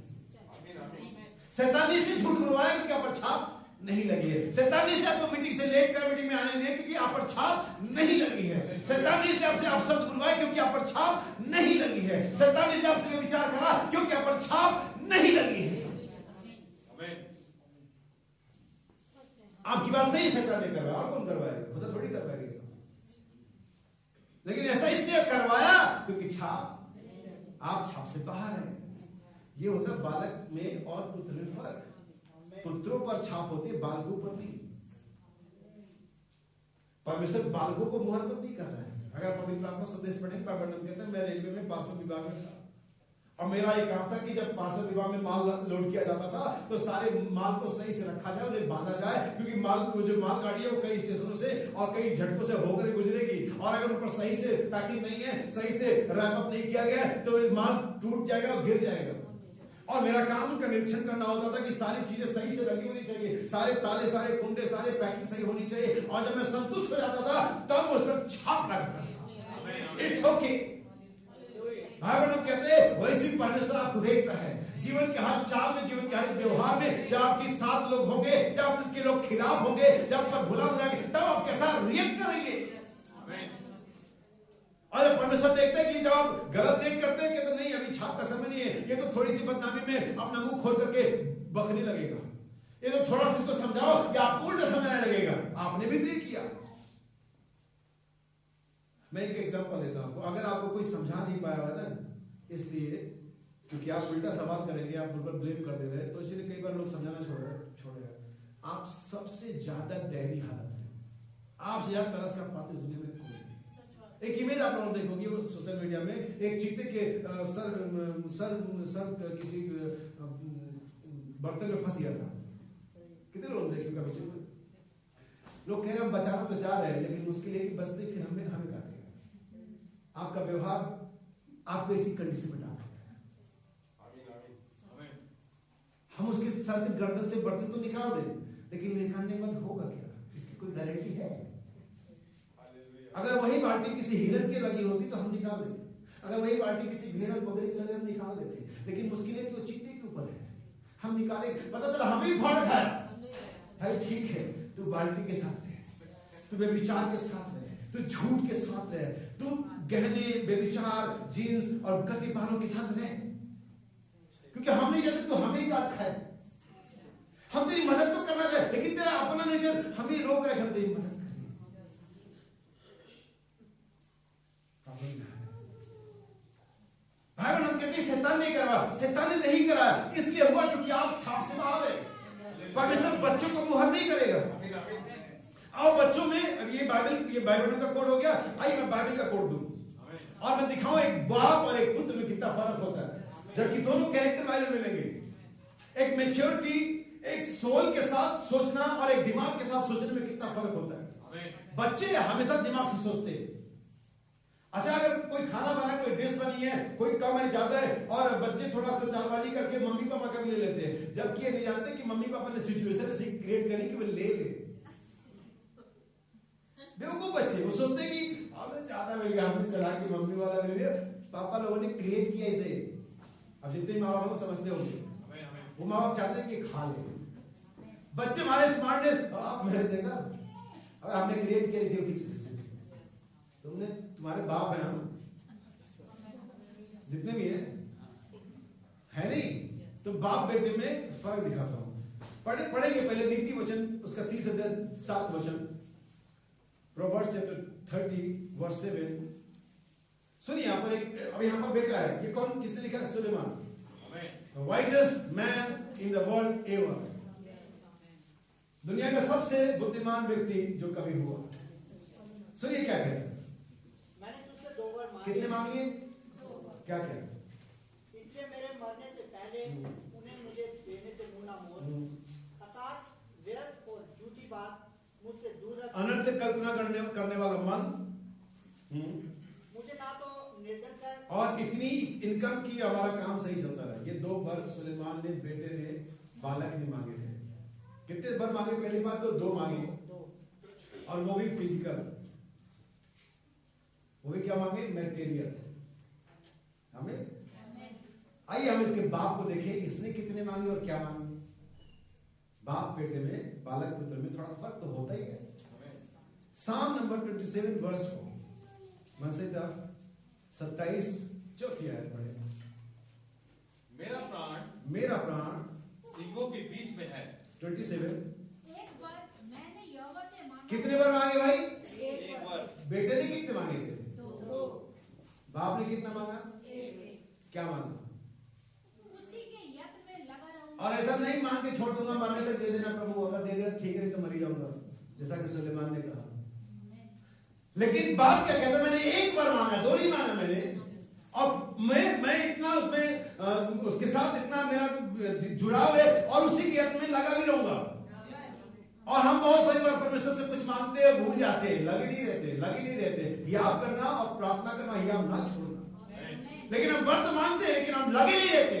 लेकिन दाऊद कहता मैंने 1 बार मांगा और उसी के यत्न में जीवन भर लगा रहूंगा, क्या कि मैं उसके भवन में रहने पाऊं। यह मैच्योरिटी, यह सन, यह व्यस्तता है, बचपना नहीं है। होगा सुलेमान दुनिया का बुद्धिमान, लेकिन ये उसका बाप है। ये होता बाप और बेटे में फर्क। 2 मांगो, दुनिया के बुद्धिमान, लेकिन तुम्हारा रहेगा वही, रहोगे बेटी, बाप कभी बन नहीं पाओगे। आमीन। हालेलुया। क्योंकि बेटा तो बना जा सकता है, लेकिन बाप बना नहीं जा सकता, वो तो होता है। सो बाइबल यहाँ पर कहती है, आइए हम इन चीजों को थोड़ा और डिक्लेयर करें। रोमन्स चैप्टर 8 वर्स 18 से आगे बढ़े, और भी बहुत सारे कोट्स हैं जो मुझे आपके लिए पढ़ने हैं। और ये कोट जो मैंने अभी आपके लिए पढ़ा, ब्रिज मैसेज का, पेज नंबर 140, और इसे ध्यान से समझिए, नोट करिए, फिर से पढ़िए, बार बार ये कहना बंद करिए, शैतान ने ये करवा दिया। अगर ऐसा होता है, इसका मतलब है आप मोहर में नहीं है, आप मोहर से बाहर है। क्योंकि एक बार जब पर छाप हो जाती है, शैतान उस छाप को पहचानता है। सुनिए, इसलिए कि जितने लोग परमेश्वर की आत्मा के चलाए चलते 18 यहाँ से पढ़े। क्योंकि मैं समझता हूँ हाँ, कि इस समय के दुख और कलेश ठीक है, उस महिमा के सामने जो हम पर प्रकट होने वाली है, उस महिमा के सामने जो हम पर प्रकट होने वाली है। अब ये वो समय है जब वो महिमा प्रकट हो। याद रखिए, अगर मैं आपको आनंद की वाटिका में ले जहां पर परमेश्वर का पहला पुत्र हमें दिखता है, मिलता है, अगर आप ध्यान देंगे तो वो परमेश्वर का पुत्र था जिसे सारी पृथ्वी पर अधिकार दिया गया था, और वो परमेश्वर का एक रिप्रेजेंटेटिव था इस पृथ्वी पर मटेरियल फॉर्म में। इसलिए हनोक जो परमेश्वर के साथ चलता था ना, उसके पास न सिर्फ एक स्पिरिचुअल गाइडेंस थी और रिप्रेजेंटेशन था, बल्कि उसके पास एक फिजिकल रिप्रेजेंटेशन भी था। आज जो लोग परमेश्वर के साथ दावा करते चलने के लिए, वो कहते हैं परमेश्वर के साथ चलने, वचन और संदेश उनका स्पिरिचुअल रिप्रेजेंटेशन है। लेकिन मैं उनसे पूछना चाहता हूं, उनका फिजिकल रिप्रेजेंटेशन कौन उनके साथ? क्योंकि फिजिकली आदम जो परमेश्वर का पुत्र था, परमेश्वर का रिप्रेजेंटेटिव था, या परमेश्वर का परावर्तन था, वो हनोक के साथ था। तो जब आप परमेश्वर के साथ चलने का दावा करते हो और आप कहते हैं मैं परमेश्वर के साथ चलूंगा जैसा हनोक चला था, तो मैं मानता हूं कि आपके पास स्पिरिचुअल तो गाइडेंस है या रिप्रेजेंटेशन है, लेकिन फिजिकल किधर है? आपके पास वो भी होना चाहिए। क्योंकि पहला आराध्य में हनोक जाने वाला जो था, उसके पास फिजिकल भी था, जो कि आदम परमेश्वर का पुत्र था। आमीन। याद रखिए, जब गुनाह आदम में आया तो मौत ने हमला प्रकृति पर नहीं किया था पहला। इसी संदेश में बाइबल में कोई पढ़ूंगा, बाइबल में कहते हैं आदम से पहले पेड़ नहीं मरता था, आदम से पहले जानवर नहीं मरते थे। आदम मृत्यु को लेकर के आया, हवा ने, पाप ने मृत्यु को इंट्रोड्यूस किया दुनिया के साथ। पहला जो साथ टकराए, ह्यूमन के साथ टकराया। और जब उनका स्वामी, उनका मास्टर बदुआई में गया, नबी कहता है उसी के मास्टर के साथ सारी चीजें बदुआई में चली गई। आप जानते होंगे अगर यूक्रेन पर जैसे अभी युद्ध चल रहा है, अगर वहां का राष्ट्रपति जाए और क्या आई सरेंडर, सारा यूक्रेन का एक एक इंच सरेंडर हो जाएगा। क्या सही नहीं है?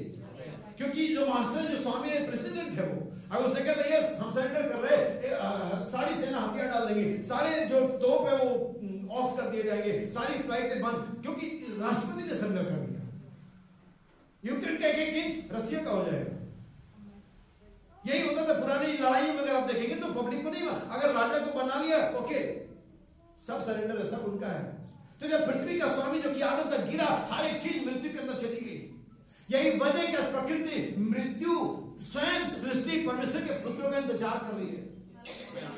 ये तो व्यर्थता का अधीन की गई है प्रकृति, नेचर, जिसे आज ये विज्ञान ग्लोबल वार्मिंग कह रहे हैं ना। ये ग्लोबल वार्मिंग नहीं, ये तो साइंटिफिक नेम है, स्पिरिचुअल नेम इसका ग्लोबल ग्रूमिंग है। आत्मिक रूप से करा रही पृथ्वी, जैसे विज्ञान ग्लोबल वार्मिंग कह रहे, जलवायु परिवर्तन कह रहे हैं ना, ये वास्तव में ये वो साइंटिफिक नाम है।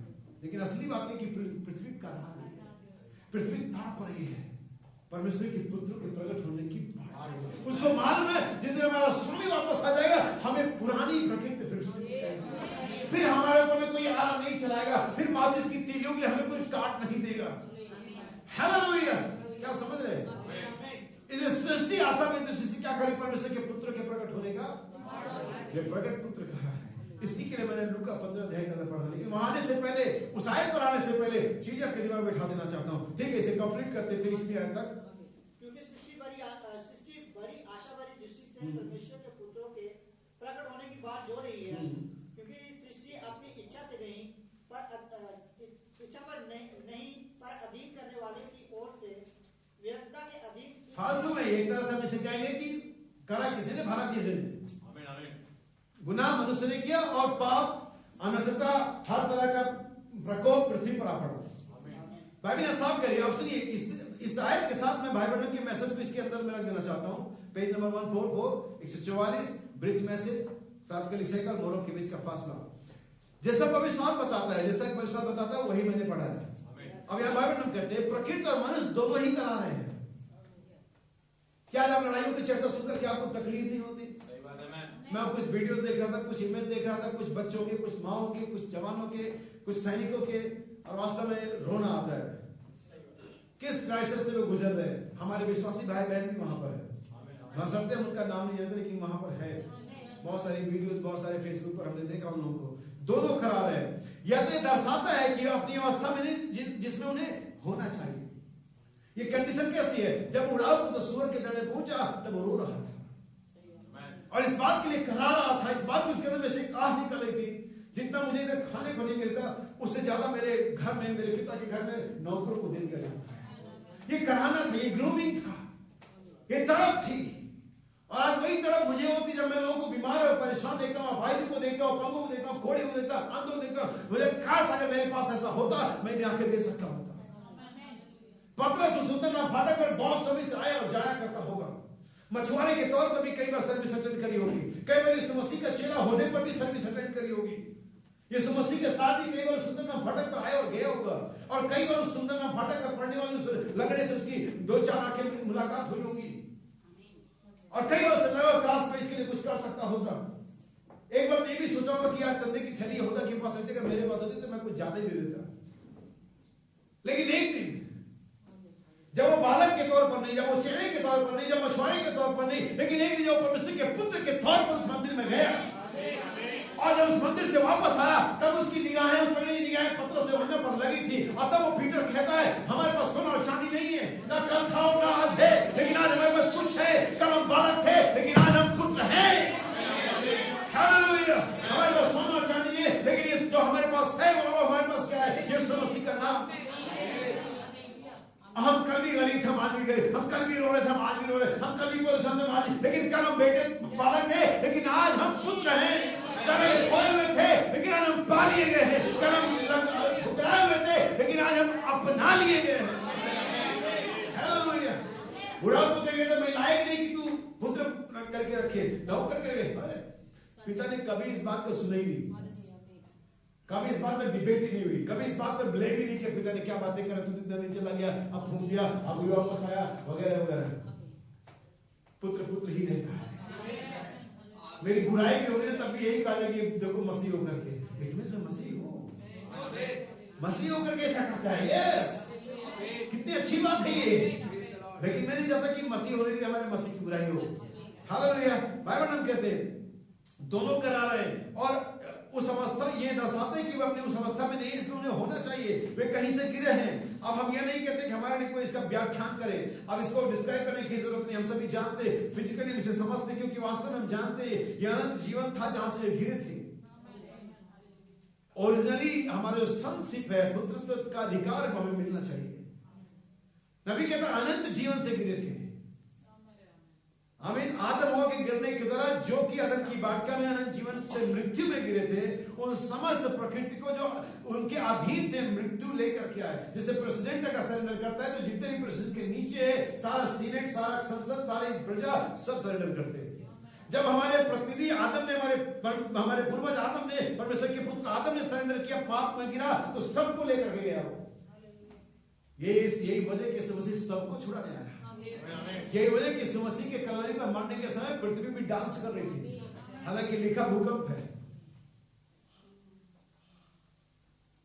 लिखा क्या है? लेकिन वास्तव में वो भूकंप नहीं था, वो साइंटिफिक वर्ड है, लेकिन आत्मिक वर्ड ये है कि वो डांस कर रही थी, क्योंकि देख रही थी हमारा छुटकारा देने वाला मरा है। वो देख रही थी दाम चुकाया गया है। क्या कभी आपने पढ़ा कि उस आर्थिक से जो लेटेस्ट के ऊपर 7 से भी ज्यादा रहा होगा, कोई हानि हुई?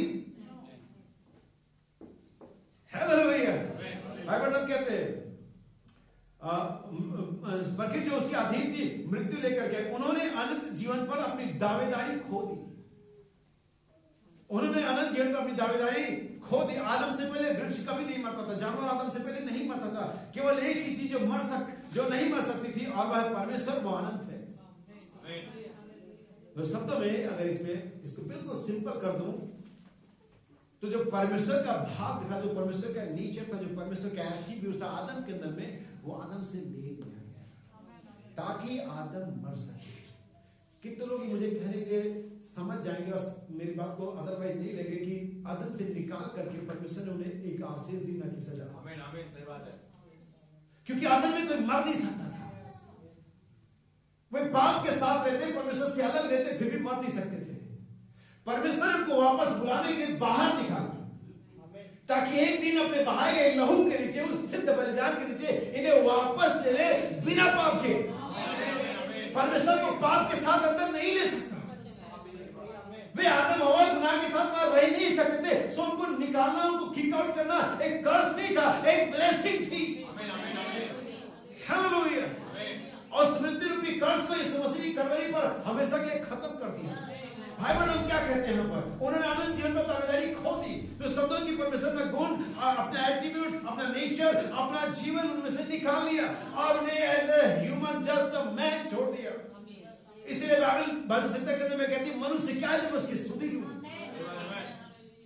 लेकिन अगर उस मनुष्य में बीज है तो परमेश्वर उस बीज को, उस मनुष्य को, चाहे किसी भी देश और किसी भी जाति और धर्म में और अवस्था में, उस बीज के लिए, उस मनुष्य के लिए कलवरी पर जान दिया परमेश्वर।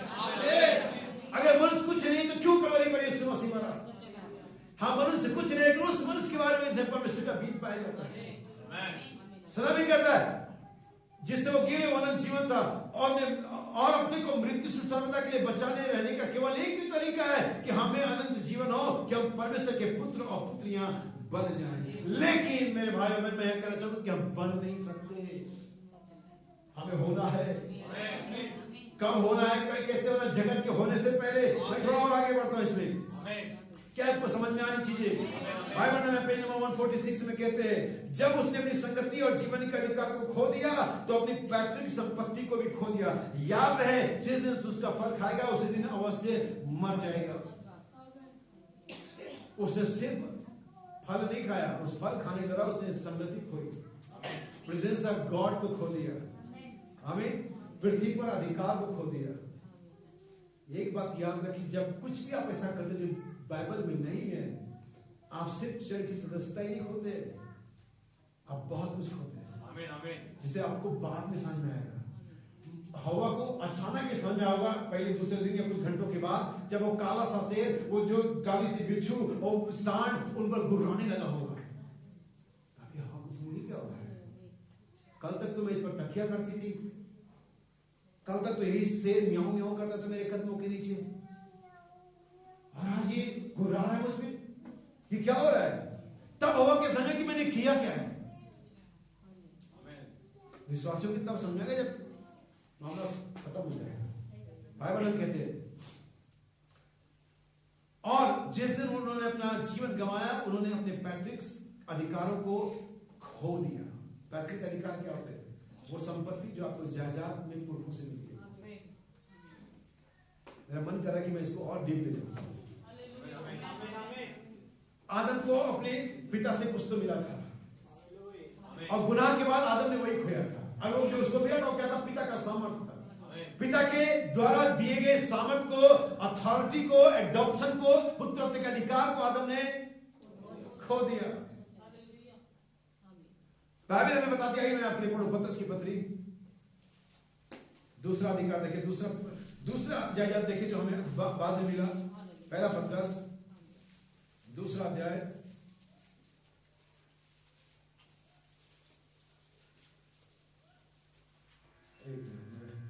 से निकालता हूं।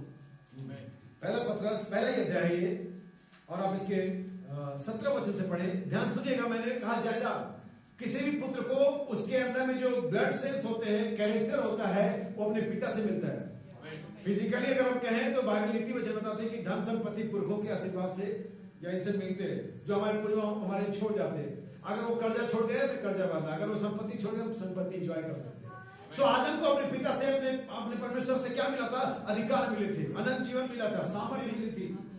लेकिन फाइनली जब उसने उस गलत काम को कर दिया, इसने सब खो दिया।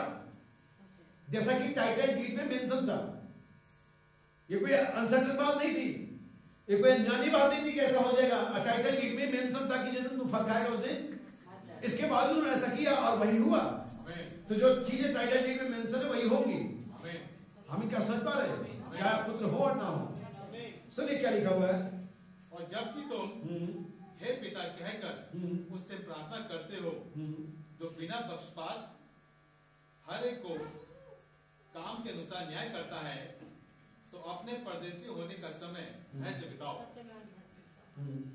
क्योंकि तुम जानते हो। क्या वास्तव में आप ये जानते हैं? ये लैंग्वेज सिर्फ पौलुस का नहीं, क्या तुम नहीं जानते? लेकिन ये पतरस का भी लैंग्वेज है।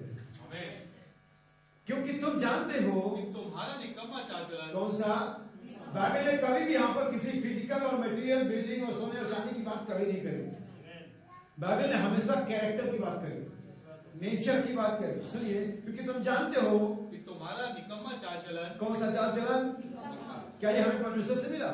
नहीं, परमेश्वर से तो हमें परमेश्वर का चाल चलन मिलना चाहिए। लेकिन जब गुनाह आ गया, जब सिन इंट्रोड्यूस हो गया, तो एक और चाल चलन इंट्रोड्यूस हुआ, जो छिपने वाला था, जो थोपने वाला था। अपना पाप दूसरे पर थोप दो, जो छिपने वाला था, जो डरने वाला था, ये अचानक कहां से किधर से आ गया? या भी किसी और से मिला। तो जो जिस पूर्वज से आए हैं उसी पूर्वज के कैरेक्टर को शो करेंगे। आज की आप समझ सके, इसलिए मैं कह रहा हूं प्रकट पुत्र। किसके प्रकट पुत्र? परमेश्वर के प्रकट पुत्र। संस्थाओं के, दुनिया के, राज्य के और ट्राइब्स के और कुटुंब के और बड़े बड़े राजघरानों के नहीं। कोई तो कहता, अच्छा आपको मालूम है, बड़े लोग सांस से बताते, हम राजस्थान के ना घराने से, हमारे दादा ऐसे थे, तो हमारा परिवार वहां से। हाँ, होने का हमारा ही परिवार बहुत पीछे, लेकिन मैं अब जो परिवार मुझे समझ में आ गया ना, उससे बड़ा दुनिया में नहीं जानते हैं। हालेलुया, आमीन। लोग लेकिन बात बखान करते हैं, हम रणथंभौर से है, पता नहीं क्या क्या कहते हो, हम महाराणा प्रताप वाले से है, तो कोई कहता हम शेरशाह सूरी वाले से है, तो कोई कुछ, और हम इंग्लैंड के राजाओं वाले से है, और हमारा नाम डिकोस्टा है, तो हम बिल्कुल इंग्लैंड से इधर सीधे आगे क्रिश्चियन बने। हम शाही घराने के, we are royal priesthood, royal seed of Abraham. हम अब्राहम के शाही घराने से हैं। हम परमेश्वर के पुत्र हैं, और इससे बड़ा कोई घराना पृथ्वी पर नहीं है। हालेलुया। पहले जो विदेशी मुसाफिर थे, स्वदेशी और परमेश्वर के घराने के हो गए। इट्स माय इंट्रोडक्शन, यही मेरा परिचय है और मैं इससे नहीं शर्माता। मेरा परिचय घराने से नहीं, मेरा परिचय राज्य से है।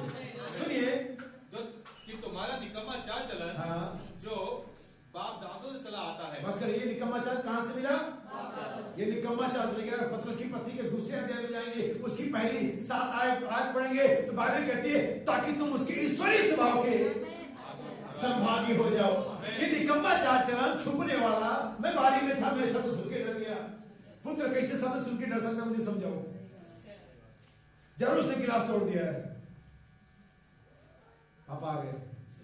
जरूर उसने कोई मोबाइल फोन का स्क्रीन तोड़ दिया है, जरूर उसने कुछ तो गड़बड़ी कर दी है, तभी तो डर गया है। वरना अगर सब कुछ सही चल रहा है, हर होमवर्क पूरा किया गया है, हर सफाई पूरी कर दी गई, सारा काम पूरा कर दिया, कॉल मेल बजी या हॉर्न बजा, पापा आ गए। दूसरी बहन को भी साथ आया, भाई पापा आ गए, तो अगर सब कुछ ठीक है। क्या समझ रहे? हर शाम यही होता था, लेकिन एक शाम कोई तो कांच गिलास टूट गया, एक शाम कोई टीवी की स्क्रीन टूट गई, एक शाम कुछ तो गड़बड़ हो गया, पापा आए, क्योंकि पापा तो आते ही है। हालेलुया। लेकिन मैं डर गया। अच्छा, मैंने नहीं किया, ये बहन ने किया है, छोटी बहन ने किया, ये बार-बार शोर मचा रही थी, भावा ने करवा दिया, जो स्थिति तूने मुझे दी। ये सारे ह्यूमन नेचर, हम कहेंगे शैतानी स्वभाव इंट्रोड्यूस हुए वन डे, एक ही दिन के अंदर। छुपने का, झूठ बोलने का, अपना जिम्मा दूसरे के सर पे डालने का, ये सब उसी दिन आया और बढ़ता चला गया। और आज हम सब मनुष्य में फैल गए। जैसे मृत्यु फैल गई, इस बीमारी कोविड-19 स्प्रेड होता है, वैसे मृत्यु फैल गई और इस सब में राज्य किया। लेकिन तब जीवन का राजकुमार आया, परमेश्वर का इकलौता पुत्र आया, परमेश्वर स्वयं देह धारण करके आया, परमेश्वर ने हमारे बीच में ठेपन निकल हुआ, उस दिव्य स्वभाव को लेकर के आया, उसे जिया, मनुष्य के सामने डेमोन्स्ट्रेट किया। लोग बुराई करते रहे, वो सुनता रहा, लोग थप्पड़ मारते दूसरा भी देता रहा, लोग लात लगाते रहे, वो प्रार्थना करता रहा। ऐसा नहीं है, ये मेरा नेचर नहीं है, ये तुम्हारा नेचर है। मेरा नेचर मेरे पिता से मिला है मुझे, और मुझे कोई मिक्स नहीं है। मुझे मैं कहीं से क्रॉस नहीं, मैं हवा से नहीं, मैं मरियम से आया। मरियम यूसुफ को नहीं जानती, पवित्र आत्मा ने छाया किया, ये पवित्र आत्मा की ओर से पैदा हुआ, और ये पवित्र आत्मा की ओर से पैदा हुआ, मुझे परमेश्वर का स्वभाव होगा, वो परमेश्वर का पुत्र कहलाएगा। और इन्हीं पुत्रों का सृष्टि इंतजार कर रही है। हालेलुया। क्या समझ पाए? यही जहां पर हम जाना चाह रहे हैं। प्रकट पुत्र, मैं इस लायक नहीं कि मैं पुत्र कह रहा हूं, मुझे नौकर करके रख ले, मुझे पापा का एटीट्यूड अच्छा लगता है, हमेशा अच्छा लगता है, होता ही अच्छा है। हालेलुया।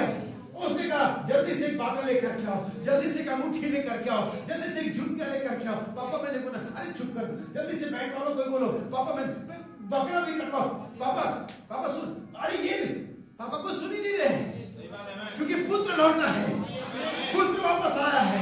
बच्चा गया था, बालक खो गया था, ये खो गया था, ये मर गया था, लेकिन पुत्र वापस आया है। कौन पुत्र? पश्चातापी पुत्र। हालेलुया।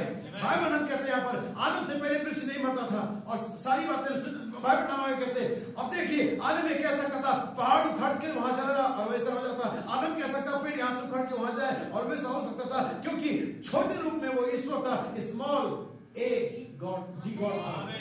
नबी कहता आगे, क्योंकि आप ईश्वर के अल्प रूप में परमेश्वर के हमारे पिता की अधीनता में उसके पास संपूर्ण और सर्वोच्च अधिकार था, क्योंकि वो परमेश्वर का पुत्र था। यही आपकी ओरिजिनल कंडीशन है। हमें एक और भाई विशाल को मैंने भेजा हुआ है, हम उसे पढ़ेंगे, तब तक मैं आगे की लाइन पढ़ता हूँ। Page number 147, bridge message. Adam ने अपनी पैतृक संपत्ति पृथ्वी को खो दिया। ये आपकी जायदाद है। क्या ये आपकी जायदाद नहीं है? व्यवस्था में लिखा कि जो बातें प्रकट हुई हमारी जायदाद है। कितने लोग इस आयत को जानते हैं? जो बातें प्रकट हुई हमारी, क्या बातें प्रकट हुई?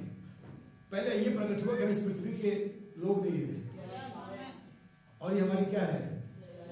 तो जायदाद पर क्या आपने कब्जा किया? क्या आपने वो जीवन जिया कि जो दिखा कि आप इस पृथ्वी में नहीं है? ये पृथ्वी आपका घर नहीं है? क्या आपने दिखाया? दूसरी बात ये प्रकट हुई कि हम फलाना जो हमारे माँ बाप थे उनकी संतान नहीं है, हम परमेश्वर की संतान है। ये बात क्या हुई? प्रकट हुई। क्या आप ऐसा एक्ट कर रहे हैं? नया जन्म हमारी ज्यादा की बात प्रकट हुई। 7 थंडर 7 सील एडॉप्शन, नया जन्म, ये क्या है? प्रकट है। और जो प्रकट है हमारा अधिकार है। हमें भाई बहनों संदेश पर संदेश में कहते हैं बहुत से लोग नया जन्म को पुत्र होना मान लेते हैं। नहीं नहीं नहीं, नया जन्म का मतलब पुत्र होना नहीं है। नया जन्म का मतलब सिर्फ जन्म है। और जो जन्म होता है तो बालक का होता है। हमारे एक बालक उत्पन्न हुआ है, लेकिन पुत्र दिया गया है। कब और कैसे समय के साथ चलते हुए संदेश में चलते हुए आप कब बालक से पुत्र बनेंगे, ये डिपेंड करता है आपकी जर्नी पर। क्या आप किस प्रकार से ग्रोथ कर रहे हैं, किस प्रकार से आपका परवरिश हो रहा है, क्या खाना आपको दिया, कौन सा ट्यूटर आपको ट्यूशन दे रहा है। तब बालक से पुत्र तक की यात्रा तय करते हैं। अगर आप बाइबल को ध्यान से पढ़ेंगे, हमारे प्रभु ने इसे तय किया था। बाइबल कहती तब बालक यीशु मनुष्य के और परमेश्वर के अनुग्रह में, कौन? बालक। लेकिन जब वो पुत्र बन गया तभी मनुष्य गायब हो गया। तभी कोई मनुष्य का अनुग्रह नहीं, पिता। तभी कहता हर वक्त पिता दिखाता है। अगर पिता मुझे बताएगा तभी मनुष्य चले गया। क्या समझ में? काश की परमेश्वर को समझ दे। सो नबी कहता कि बालक से पुत्र की जर्नी आपको समझ है कि आप बालक अवस्था में और आप थोड़े से टीनेजर हो गए, आप यंग हो गए या मैच्योरिटी में आ गए। भाई बहन पर कहते हैं, ध्यान सुनिएगा। अब देखिए, आदम के हाथ से उसके हाथ में चली गई, जिसने उसे बेच दिया। ये शैतान के हाथों में चली गई। उसने परमेश्वर के विश्वास को शैतान के तर्क वितर्क के लिए बेच दिया। इसलिए उसने अनंत जीवन के विश्व पर अपने अधिकार को, पृथ्वी पर अपने अधिकार को तथा वो सब कुछ जो उसमें था उसने खो दिया।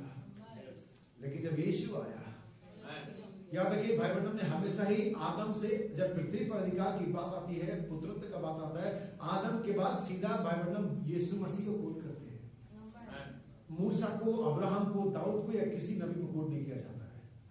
इवन पौलुस कुरिन्थियों की पत्री में पहला और सीधा दूसरे आदम को कोट करता है। बीच में जितनी भी स्टोरीज है, जितने भी कैरेक्टर्स है, ये वो नहीं है जो परमेश्वर चाह रहा था। ये तो बस उस यीशु मसीह का रिफ्लेक्शन थे, जिसमें कुछ हिस्सा था।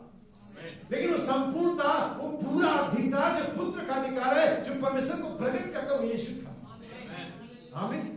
इसलिए यीशु मसीह उस सब चीज को लेकर के जिसको आदम ने खो दिया था। और यीशु मसीह परमेश्वर का प्रकट पुत्र।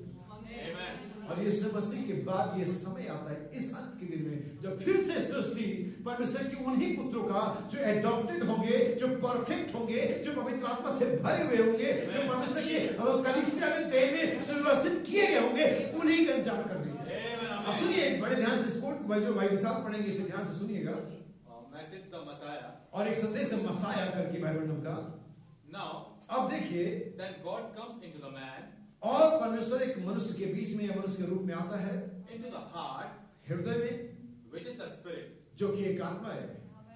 then the spirit makes the soul, और ये जो आत्मा है ये प्राण को बनाती है, and then the soul dwells in the body, और वो प्राण देह के अंदर में वास करता है। जैसा कि मैंने जो पहली आयत पढ़ी थी यूहन्ना का सुसमाचार 14:20 है, उस दिन तुम जानोगे। यहाँ पर 3 कैरेक्टर को ध्यान से समझ लीजिए।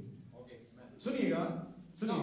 when a man is converted, और जब एक मनुष्य परिवर्तित होता है, just like that little white button starts in his heart, और एक तरह से ऐसा है कि छोटा सा स्विच उसके अंदर बटन था जिसे स्टार्ट कर दिया जाता है। जैसे कि आप कोई भी प्रोडक्ट लेकर के आते, कोई भी उपकरण लेकर के आते, वो ऐसे ही पैक होता है, कुछ भी फंक्शन चल नहीं होता, वो शांत पड़ा, लेकिन अचानक जब आप उसे जाते, एक्टिवेट करते, देन स्टार्ट, तभी कुछ गड़बड़ या जो भी इसका साउंड या सिस्टम वो चालू हो जाता है। सुनिए, now that part is God, और वो जो स्टार्ट होता है, वो जो हिस्सा है वो परमेश्वर है। एक तरह से मैं इसको ऐसे समझाता हूं, हमारे जीवनों के अंदर परमेश्वर का पुत्र का बीज हमारे जन्म से ही था। जिस भी समाज, धर्म, कलीसिया और जाति और कहीं भी पैदा हुए, उससे कोई मैटर नहीं था। परमेश्वर का पुत्र वहां पर था। लेकिन परमेश्वर का पुत्र का जो बीज था वो क्रिएशन, परमेश्वर के वचन का क्रिएशन है, वचन के द्वारा रचा गया है। इसलिए जब तक कि उसको सेम एलिमेंट तत्व नहीं मिलते, उसमें स्पार्क नहीं आता। इसलिए वो पुत्र, चाहे मैं हिंदू समाज में पैदा हुआ, आप क्रिश्चियन समाज में पैदा हुए, संस्था में, कहीं भी वो था, लेकिन उसमें तब तक स्पार्क नहीं आता है जब तक कि सेम जो एलिमेंट है उससे टकराता नहीं है। जैसे कि वो उकाब के छोटे बच्चे की कहानी बनाते, जो मुर्गी के अंडों के साथ में रहा था, वो कभी नहीं जान पाए कि उकाब है, जब तक कि उकाब नहीं आया। वो मुर्गी उसको कभी बताने में असफल थी कि वो उकाब है। हालांकि उन मुर्गियों को भी ये लगता था ये अजीब तो है, सही बात है, ये हमारे में का नहीं है। उन चूजों को भी उसके जो कजन ब्रदर्स थे उनको भी लगता था ये हमारे जैसा नहीं है। मे भी उसके अलग होने से, उसके बड़े होने से, उसके चोंच ज्यादा शार्प होने से उसकी मजाक उड़ाई जाती हो, लेकिन फिर भी ये बता नहीं सके कि वो उकाब है जब तक कि उकाब नहीं आया। तो ऐसे हमारे जीवनों में परमेश्वर का एक बीज था, वो स्विच बटन जैसे बाइबल में कहते हैं, और वो स्टार्ट हुआ, वो था परमेश्वर का हिस्सा। और जैसे हमारे इस अंदर में परमेश्वर के वचन टकराया, इस कोखेल पर टकराया, वैसे स्पार्क हुआ। और जब वो स्पार्क हुआ, जब वो मसीह और परमेश्वर का पुत्र का बीज जर्मटाइज हुआ, अंकुरित हुआ, तब से ये हर मांस वाला ये शरीर, ये ह्यूमन जो है, ये जो निकम्मा चल हमें शरीर मिला, ये डाउन जाने लगा। हम वही थे जो हम पहले शरीर अभी भी, लेकिन एक डाउन जा रहा है और एक ऊपर जा रहा है। क्या आप समझ पा रहे हैं? और ये तब जब स्पोकन वर्ड के साथ टकराया, हम क्योंकि वो उसी से बना था और वही उसको जीवित कर सकता है, एक उकाब को बता सकता है। इतिहास में, समय के इतिहास में एक बार ऐसा हुआ जब स्वयं जीवित वचन ने, देहधारी वचन ने लिखित वचनों को समझाया, और वही मौत के रास्ते पर हुआ था।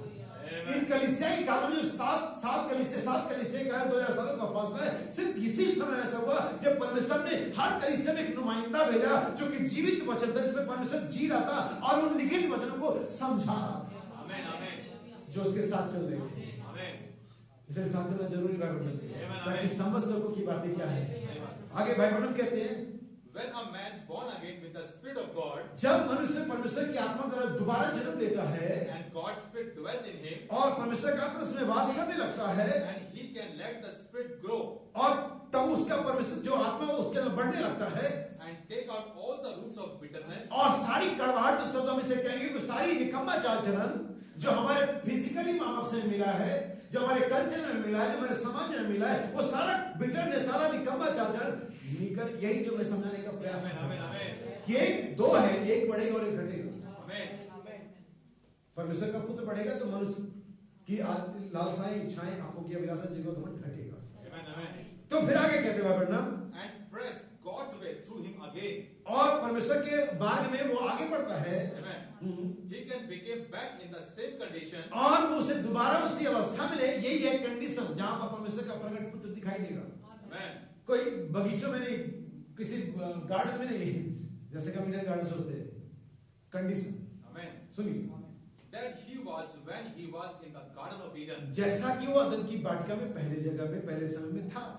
सुनिए, Jesus said in Mark 11, जैसा कि यीशु मसीह ने मरकुस 11 में कहा, verily, verily, और तुमसे सच सच कहता हूँ, I say unto you, if you say to this mountain, अगर आप इस पहाड़ से कहें, not God say, if you say, आदम के लिए परमेश्वर नहीं आता था कहने की पेड़ में चले जाए, आदम के लिए परमेश्वर नहीं आता था कहने इसका नाम गधा होगा। आदम ने कहा परमेश्वर यस, क्योंकि एक मैच्योर्ड सन जो करेगा वो पिता भी इस बात को मान लेगा। जब कहते ना हमारे गांव में, देहात में, समाज में कहते जब बाप की जूती पैर बेटे मांगे तो सलाह लिया करो, लेकिन अगर वही बच्चा कहेगा चल तुझे कुछ पता नहीं है, जा बेटा दिमाग मत खराब कर मेरा। बालकों में तो वैसे करते ना, लेकिन वही बालक बड़ा हो जाता है उसको बिठाते हैं, आज बेटा तू बता क्या करता है। ये बालक और पुत्र में फर्क होता है, और ये शायद यही वजह कि परमेश्वर से सलाह मशवरा नहीं कर रहा है, क्योंकि हम बालक ही बने पड़े हैं। हमारी लाइफ में कोई मैच्योरिटी नहीं दिखाई देती, हम शब्दों को, बातों को लेकर के लड़ पड़ते हैं, जबकि हम उसे ओवरलुक कर सकते हैं। हमें भाई आप कहते हैं, if you say to this mountain, अगर आप तुम इस पहाड़ से कहो कि हट जा, and don't doubt in your heart, और अपने हृदय में संदेह मत करो, but believe, विश्वास करो, that what you have said, तो जो तुमने कहा है, जो खुदा ने नहीं कहा है, जो तुमने कहा है।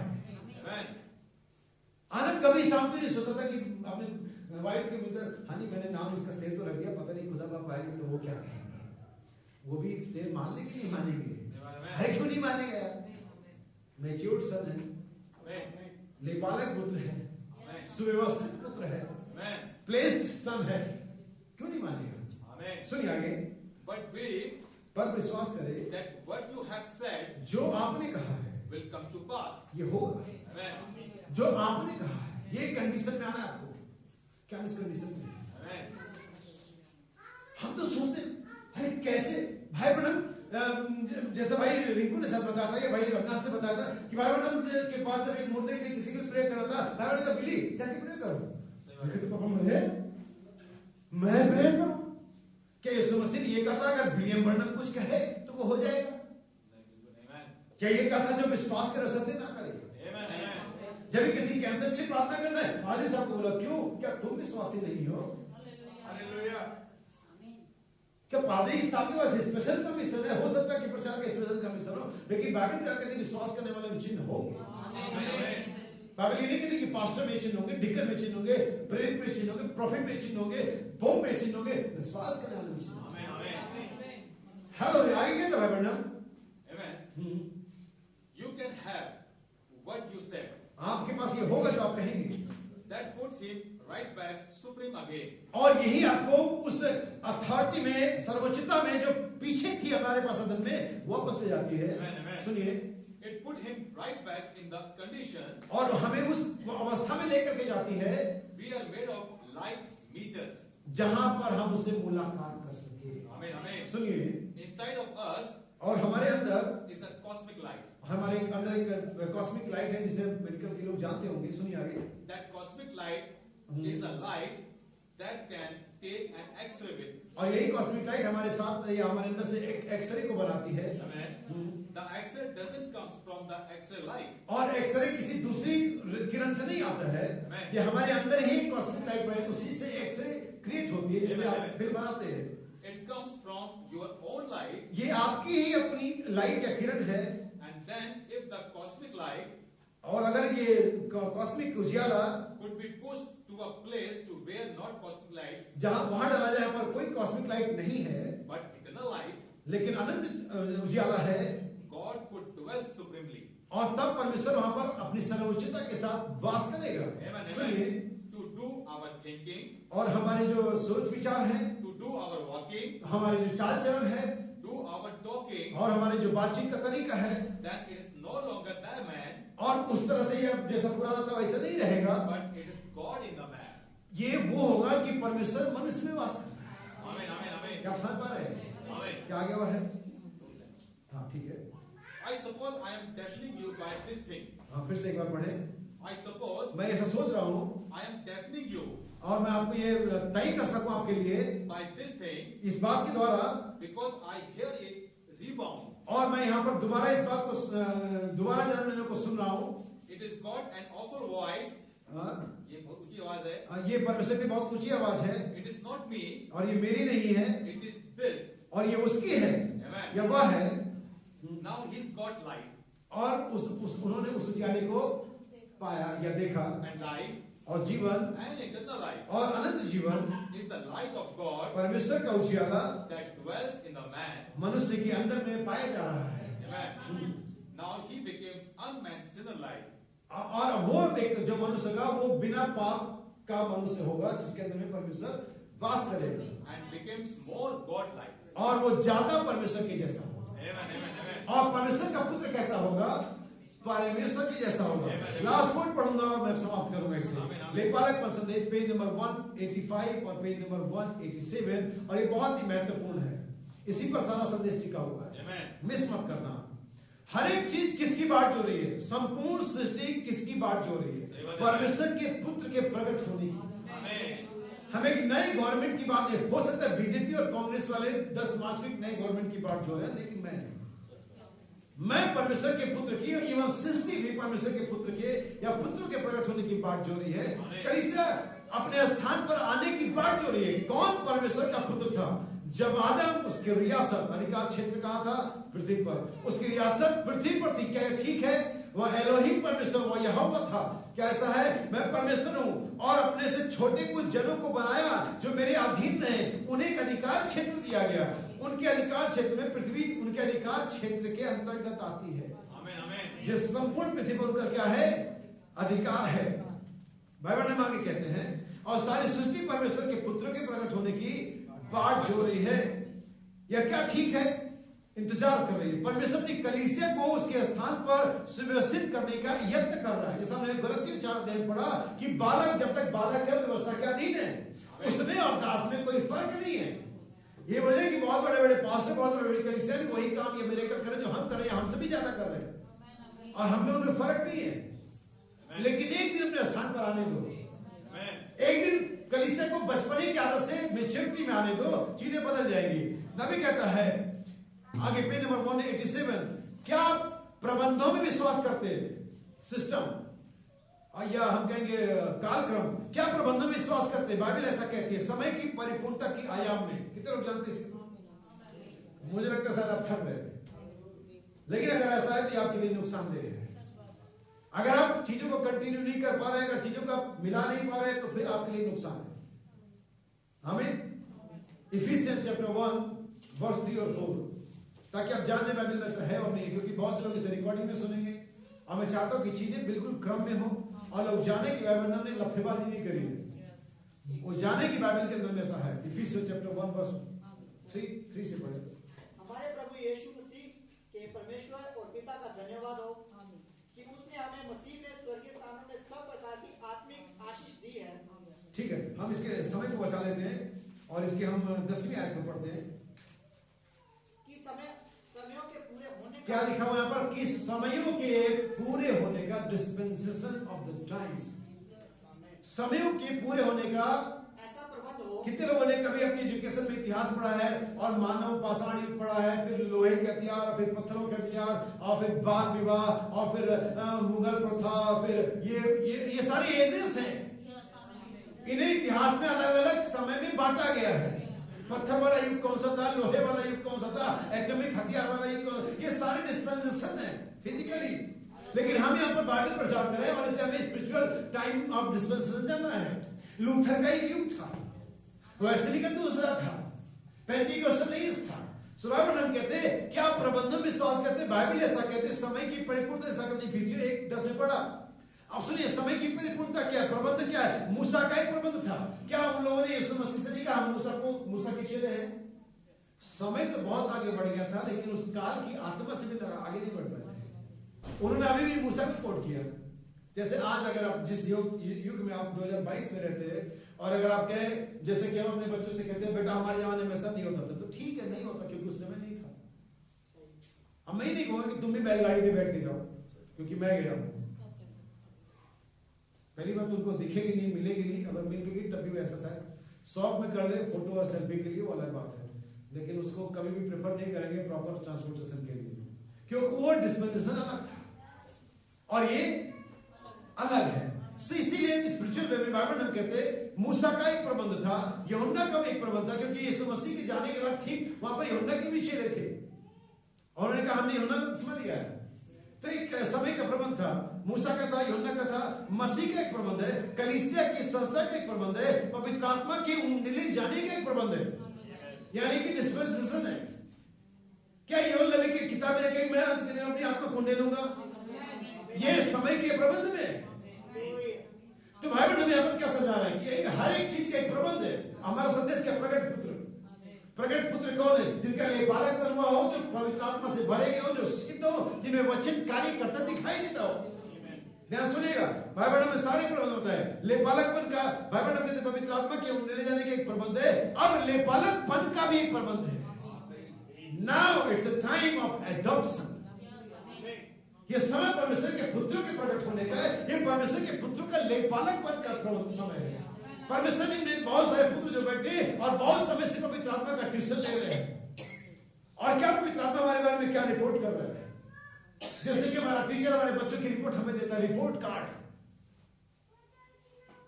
आपका बच्चा ठीक है, पढ़ने में तो ठीक है, लेकिन इसका दिमाग लगता नहीं है। आपका बच्चा तो बहुत बातें करता है, इसने तो होमवर्क नहीं किया है, लेकिन कोई रिपोर्ट तो इससे आती है एक्सीलेंट, सब कुछ सही है, बहुत बढ़िया चल रहा है, और तभी आपको प्रमोट किया जाएगा। वैसे पवित्र आत्मा जिन पुत्रों के बारे में क्या रिपोर्ट है? क्या पवित्र आत्मा ये रिपोर्ट आपके बारे में दे सकता है? या ऐसा आपका कंडीशन है कि पवित्र आत्मा रिपोर्ट दे, फादर ये तैयार है छाप के लिए, इसमें सब गलत बातें खत्म हुई, अभी झूठ नहीं बोलता, अभी चोरी नहीं करता, अभी सुट्टे नहीं मारता, अभी शराब नहीं पीता, अभी पोर्न पिक्चर नहीं देखता, अभी विचार नहीं करता, अब तैयार है छाप के लिए। क्या ये है? सवाल कहता हर एक चीज का क्या है? प्रबंध है। और अब समय किसका आ गया? नई पालकपन का। आइए वापस चले। उड़ाऊ पुत्र है। कब वापस आया? जब अपने आप ही में आया, जब बचपना निकल गया, जब दूसरों का जो इन्फ्लुएंस था जो उस पर पड़ा हुआ था, उसके मॉडर्न जो फ्रेंड्स थे, जो उसके हाईटेक फ्रेंड थे, जिनके पास एप्पल का फोन था, जिनके बैंक अकाउंट में बहुत सारे पैसे थे, जिनके फादर बड़े बड़े बिजनेसमैन थे, उन्हीं के चक्कर में भी पड़ गया। लेकिन जब भी पाया कि सब कुछ बर्बाद हो गया, फ्रेंड अब कॉल नहीं उठा रहे, इसका सब ब्लॉक लिस्ट में डाल दिया। हालेलुया।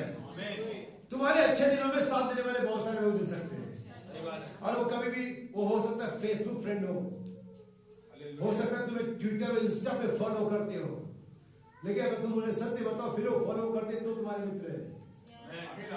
तुम उन्हें बताओ, लड़की मित्रों को बताओ कि तुम्हें बाल नहीं करना चाहिए, देखो कितना फॉलो करते हैं। तुम जवान लड़कों को बताओ कि हमें फोन पे फिर नहीं देना चाहिए, हमें अपना समय फोन में बर्बाद नहीं करना चाहिए, और तभी वो तुम्हारे मित्र बने रहे। Yes excellent. हमें ऐसे मित्रों की जरूरत नहीं है। और ऐसे उसके सारे मित्र क्या हो गए?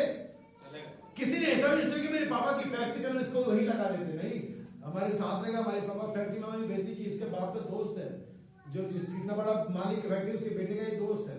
हमारी बेटी इंसल्ट फील करेंगे, तो इसको आसपास भी नहीं रहने देते। सारे लोगों ने उसे क्या कर दिया? छोड़ दिया, और वो पहुंच गया सूअर चराने के काम पर। तब उसका समझ में आया बात कि बचपना हो गया खत्म, अभी मैच्योरिटी आने का समय है। मेरे बाप से माफी मांगने से मेरी कोई बेइज्जती नहीं होने वाली है।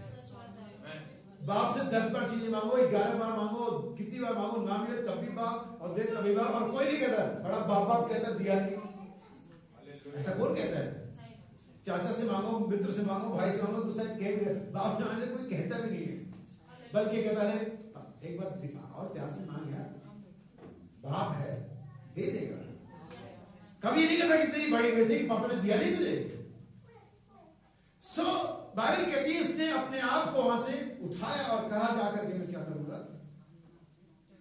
यहां पर जो चीज समझने की है, इसकी बालकपन की अवस्था, इसके उड़ाऊ पुत्र की अवस्था, इसके दुनिया में इन्वॉल्व होने की अवस्था, और वापस पुत्र के स्थान पर रखे जाने की अवस्था।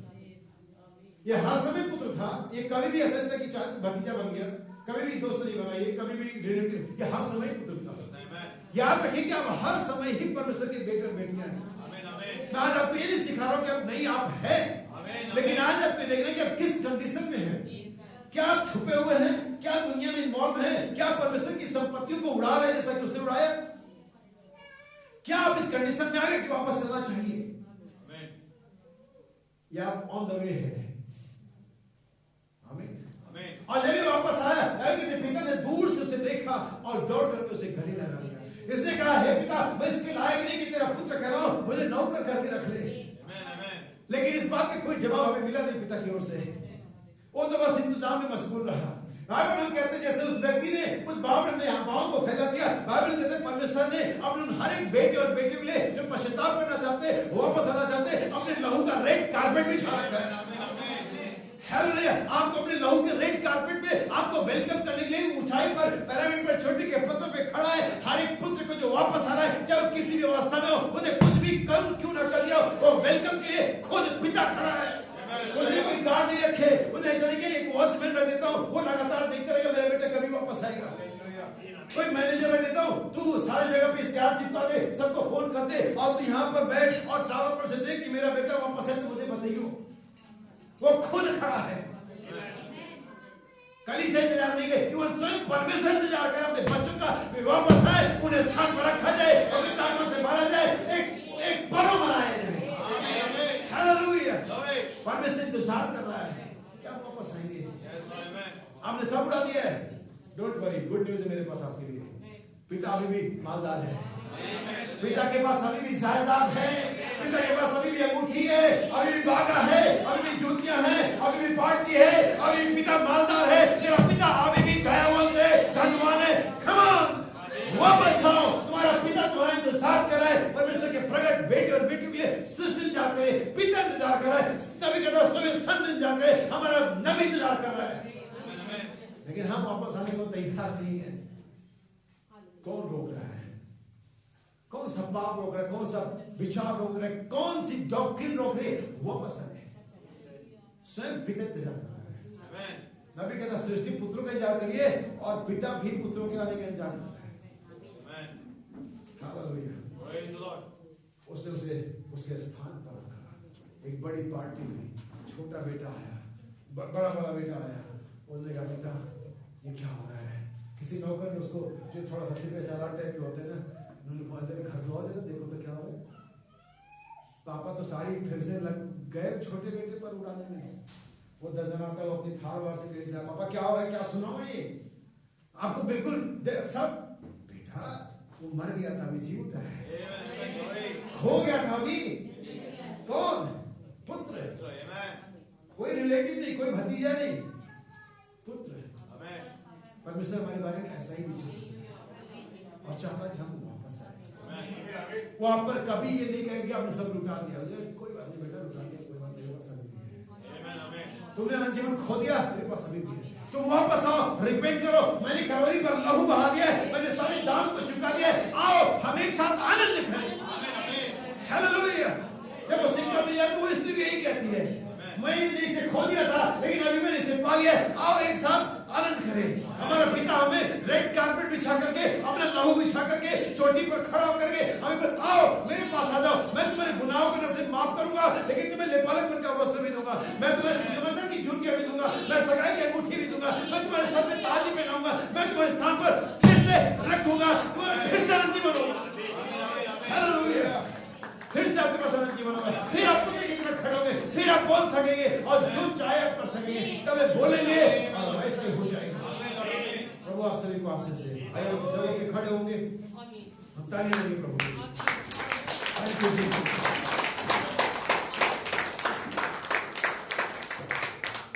हालेलुया। आइए सर को हम झुकाएंगे। आइए हम प्रार्थना करें, कोई भी भाई। Thank you Jesus. हालेलुया।